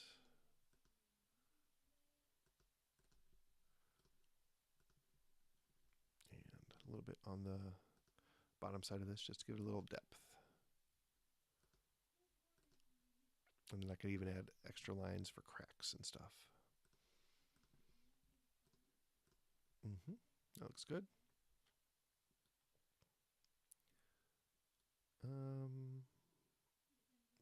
Probably this one too. And probably this one too, honestly. We'll give this one a nice dark side though.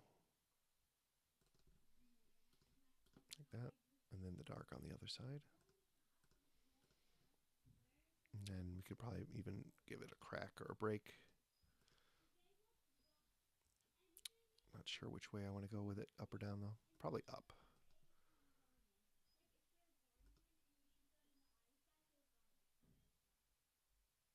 I don't think I need an additional one. That doesn't look. It doesn't look bad. Doesn't look great. Just leave it like that for now.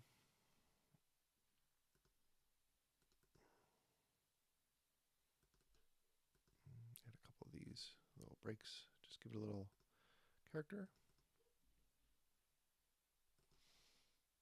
All right. I think this one wants to be the dithered color.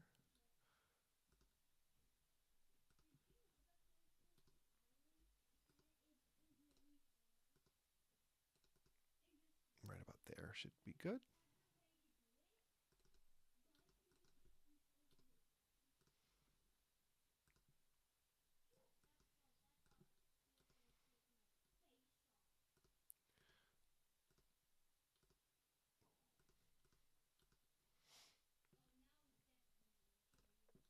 And let's see if I have the gray and gray dither for those. I don't like it for that though. It's good there. Don't like it there that much. Maybe I'll give this one the blue and red. the light blue and light red. All right, let's back it up. And yeah, it looks like rocks. Looks like rocks. All right, so now the basic outline is done for everything, which is really nice. And then I can start working on the detail work. So let's see. Let's make sure I save it, because I think it's, and we'll rebuild our resources real quick. Yeah, that's what it used to look like. I accidentally saved over my picture number 0. So that's what we started. And here's where we are. Okay. Well, I'm not going to say it's unsuccessful.